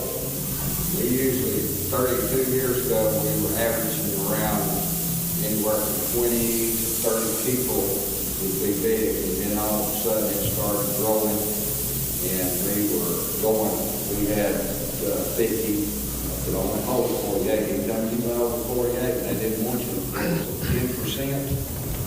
So they didn't. Still at 10%. They usually knock 10% off, and, when we got up 55, 60, they basically told us, you will correct this problem, or you're fixing to house these prisoners somewhere else. And we checked on housing them somewhere else, and it was going to just house this to 50 prisoners. It was going to be $500,000. Yeah, well, I'll give you an example of some of the problems we're having with jail, and I've said before that the plumbing's going to be one of the big issues. And already we've had to shut one cell down. And now this ain't got nothing to do with needing to buy it for more office space. This is just to let you know, how the building's going and why I think within another 20 years, whoever's sitting up here, you're going to have to look at building a jail, whether you want to or not, it's going to happen. But already the plumbing's fallen in. We've had to shut one of the cells down because I'm afraid even look at the cost of what it's going to cost to bust all that concrete out and run new plumbing in there. I'm ready to use We've been renting out jail space and keeping prisoners for people all over the United States. Last several years, what happened to that space? Well, no, we're not talking about jail space. I'm not talking about jail space. That's not where we're needing the room. We still have the prison space. Yeah, we still have prison space. Overloaded our, whatever, the 48, and I know for a fact we've been leasing out prison. He's talking about a long time ago before they had. Over 30 years ago now. I'm talking about now, we're talking about now. Yeah, now we have plenty of jail space. Yeah, jail space is not what I'm talking about. Jail space. And then we want to rent another building or buy another building. And That's for the administrative space. That's for the administrative Stop space. taking in prisoners for other people. And But that won't help you with the administrative space. won't help you with office space? No. Okay, we couldn't use it for that space. Okay, I got you. All right. I don't know why I'm even talking. Don't make it difference. I know what the plan is. I got it. I got the plan. I support that. I think we got to check on the prices and check on different things, but I think it should be a good investment.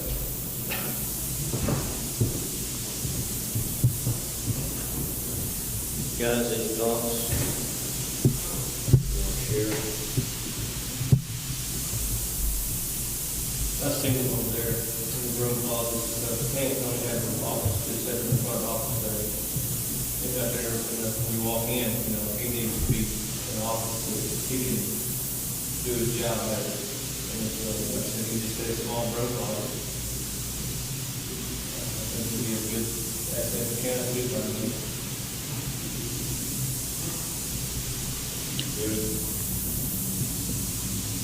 I know it's tight over there, and I know the spaces, or he's needing spaces to put folks, because I've seen 2 and 3 in an office over there that at a time, the times I've been over there, I don't know that the timing's right to do it, but I do know that it's needed somewhere, whether it be there or somewhere else, and to me, it would make more sense to have that lot if we are going to do something or look at something down the road. I think it's something that we, that would be an asset to that if we're looking at something down the road. And as far as parking goes, we was talking about parking a while ago. I mean, you can't find a parking place over there at times anywhere. What about where the garden was for parking place? No, we're talking about for the public when they come in there to see prisoners at the jail. They can't park over there?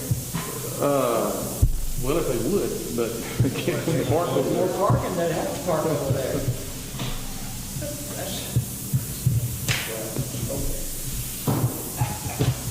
David's a big joke there saying, why are we having this discussion? It's already decided.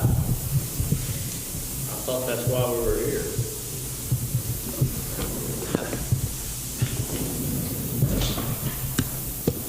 If you got something to say it. It's decided already. In my opinion, it's decided. It's going to be done. And I don't know why I even bring up other ideas, because it's a done deal. Y'all already got it planned. I can tell you. There's so many things that's already discussed. Nearly everything on this agenda is already decided. Okay, well, what I'm hearing is we've got a ways to go before we make a final decision on this, but I do think you ought to include it in the budget, just in case they decide to go that way. At a future Commissioners Court meeting, we will approve maybe having that property appraised, and this will give us some time to consider other possible options. This is not going to increase the tax rate or increase the size of the, we do not need additional tax rate in order to do this. We would do it out of fund balance, but go ahead and include that in there. Yeah, go ahead and include that in there as we consider this. I still think we need to, before we strongly consider this, we still need to look at that roof and get if Anthony Cooper's the one wanting to sell it. Well, you've got several things that you're going to have to do. All I'm doing is reserving a spot in that budget, Okay. because if it's not in there, we're not going to come back and make an emergency Okay. decision to buy that building. Because if it, like I say, if it don't appraise for that, we may not want it, or if that roof's. So we've got plenty of opportunity to proceed with or to pass on this purchase, and there's several steps that are going to need to be done. We need to have an evaluation of the building. We need to have an appraisal of the building. And if it doesn't appraise and it can't be bought, then we may not get it bought. And if you've got some suitable alternatives to this, Commissioner Riddle, I'd love to hear them, and I'll certainly consider them. As far as I know, this decision hadn't been made by anybody. I supported it in the past. I still support it, but I'd like to hear some other alternatives, and I could change my mind. All right, Sheriff, did you have anything else that you wanted to discuss with us? Okay. All right. I think the last item I had here on my list, I provided you with a memo from Ray Barrett about his request for increase of the pay for his mental health officer pay based on his justification of making more trips. And so I provided you with that information. What do you say about his request for additional pay there? Because if we're going to increase that, that's got to be included in the budget. Well, I don't know what he does when he's not doing that.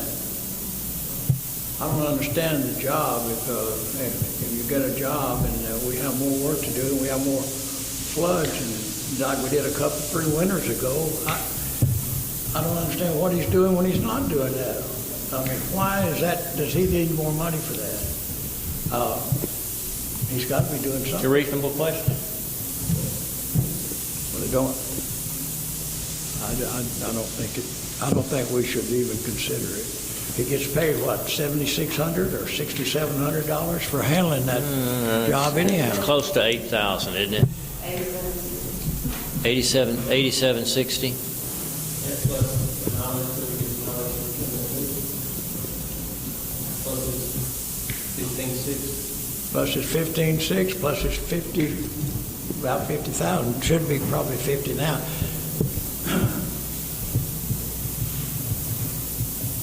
Anybody else want to give some input on them?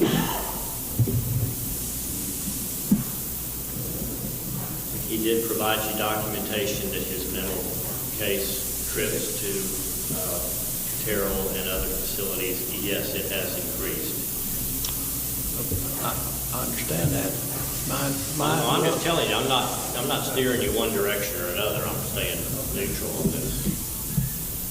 Let me tell you, when you have a mental patient at that hospital, you may have to go up there at 1 o'clock in the morning and stay there till the next morning. And No, that's really not the case. That's not the case. We pretty well, he may have a late night, but we're not making these runs in the middle of the night.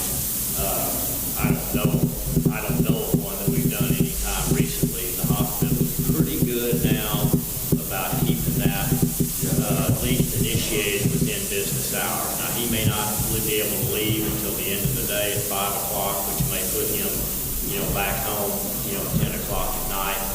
But the days of sitting over there at Terrell for 24, 48 hours, that's not happening.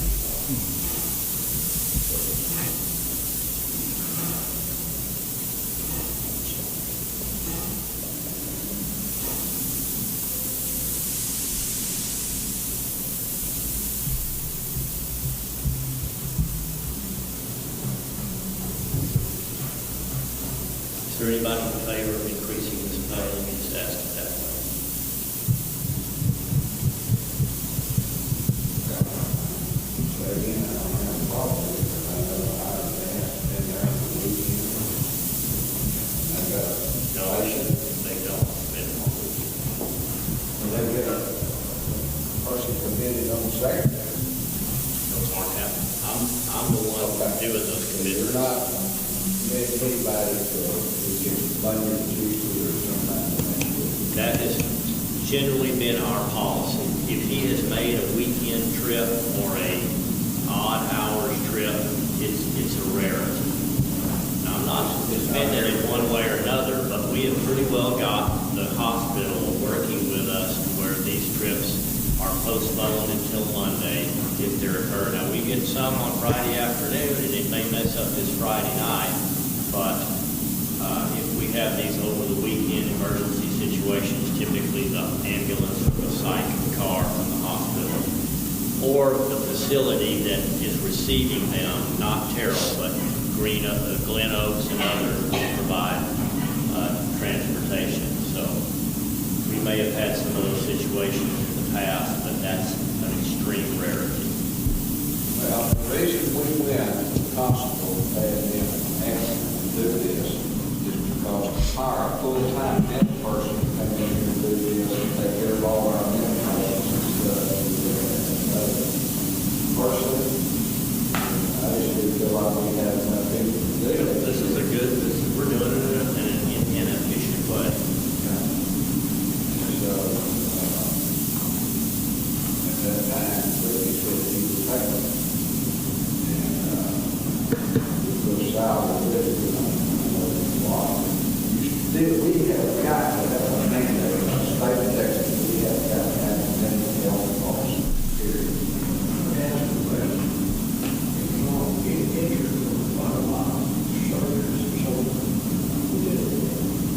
When he was on, and Lisa, and We did some of them.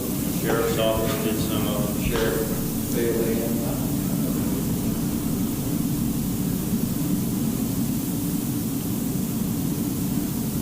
Okay. Anything else to discuss? I don't know of anything else. Everything down on the range? I'm not hearing any support for it. Commissioner Field says he didn't have a problem with it, but I take that as you could go either way.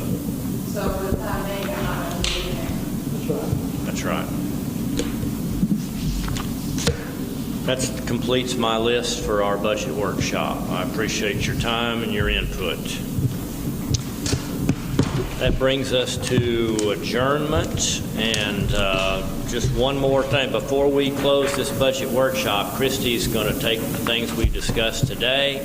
She's got to have this budget prepared and turned in by Friday. So if you have anything else, today's the day. Forever hold your peace. And I may be, as I go and keep trying to, I may try calling off to verify, I'll call the judge, verify something, but I think I have called over to the judge, so I'll start to fill that.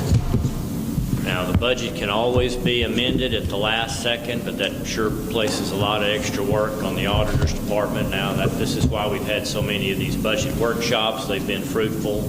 I appreciate it. If there's nothing else, I'll entertain a motion to adjourn. So moved. So moved by Commissioner Parker and seconded by Commissioner Fields. All in favor of adjournment, say aye.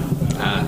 Thank you. We'll have a budget hearing sometime. Yeah, we'll have a budget hearing. We don't have tax rate hearings. We'll have budget hearings, so that'll be I've got a date. mid-September date. So we'll have to publish.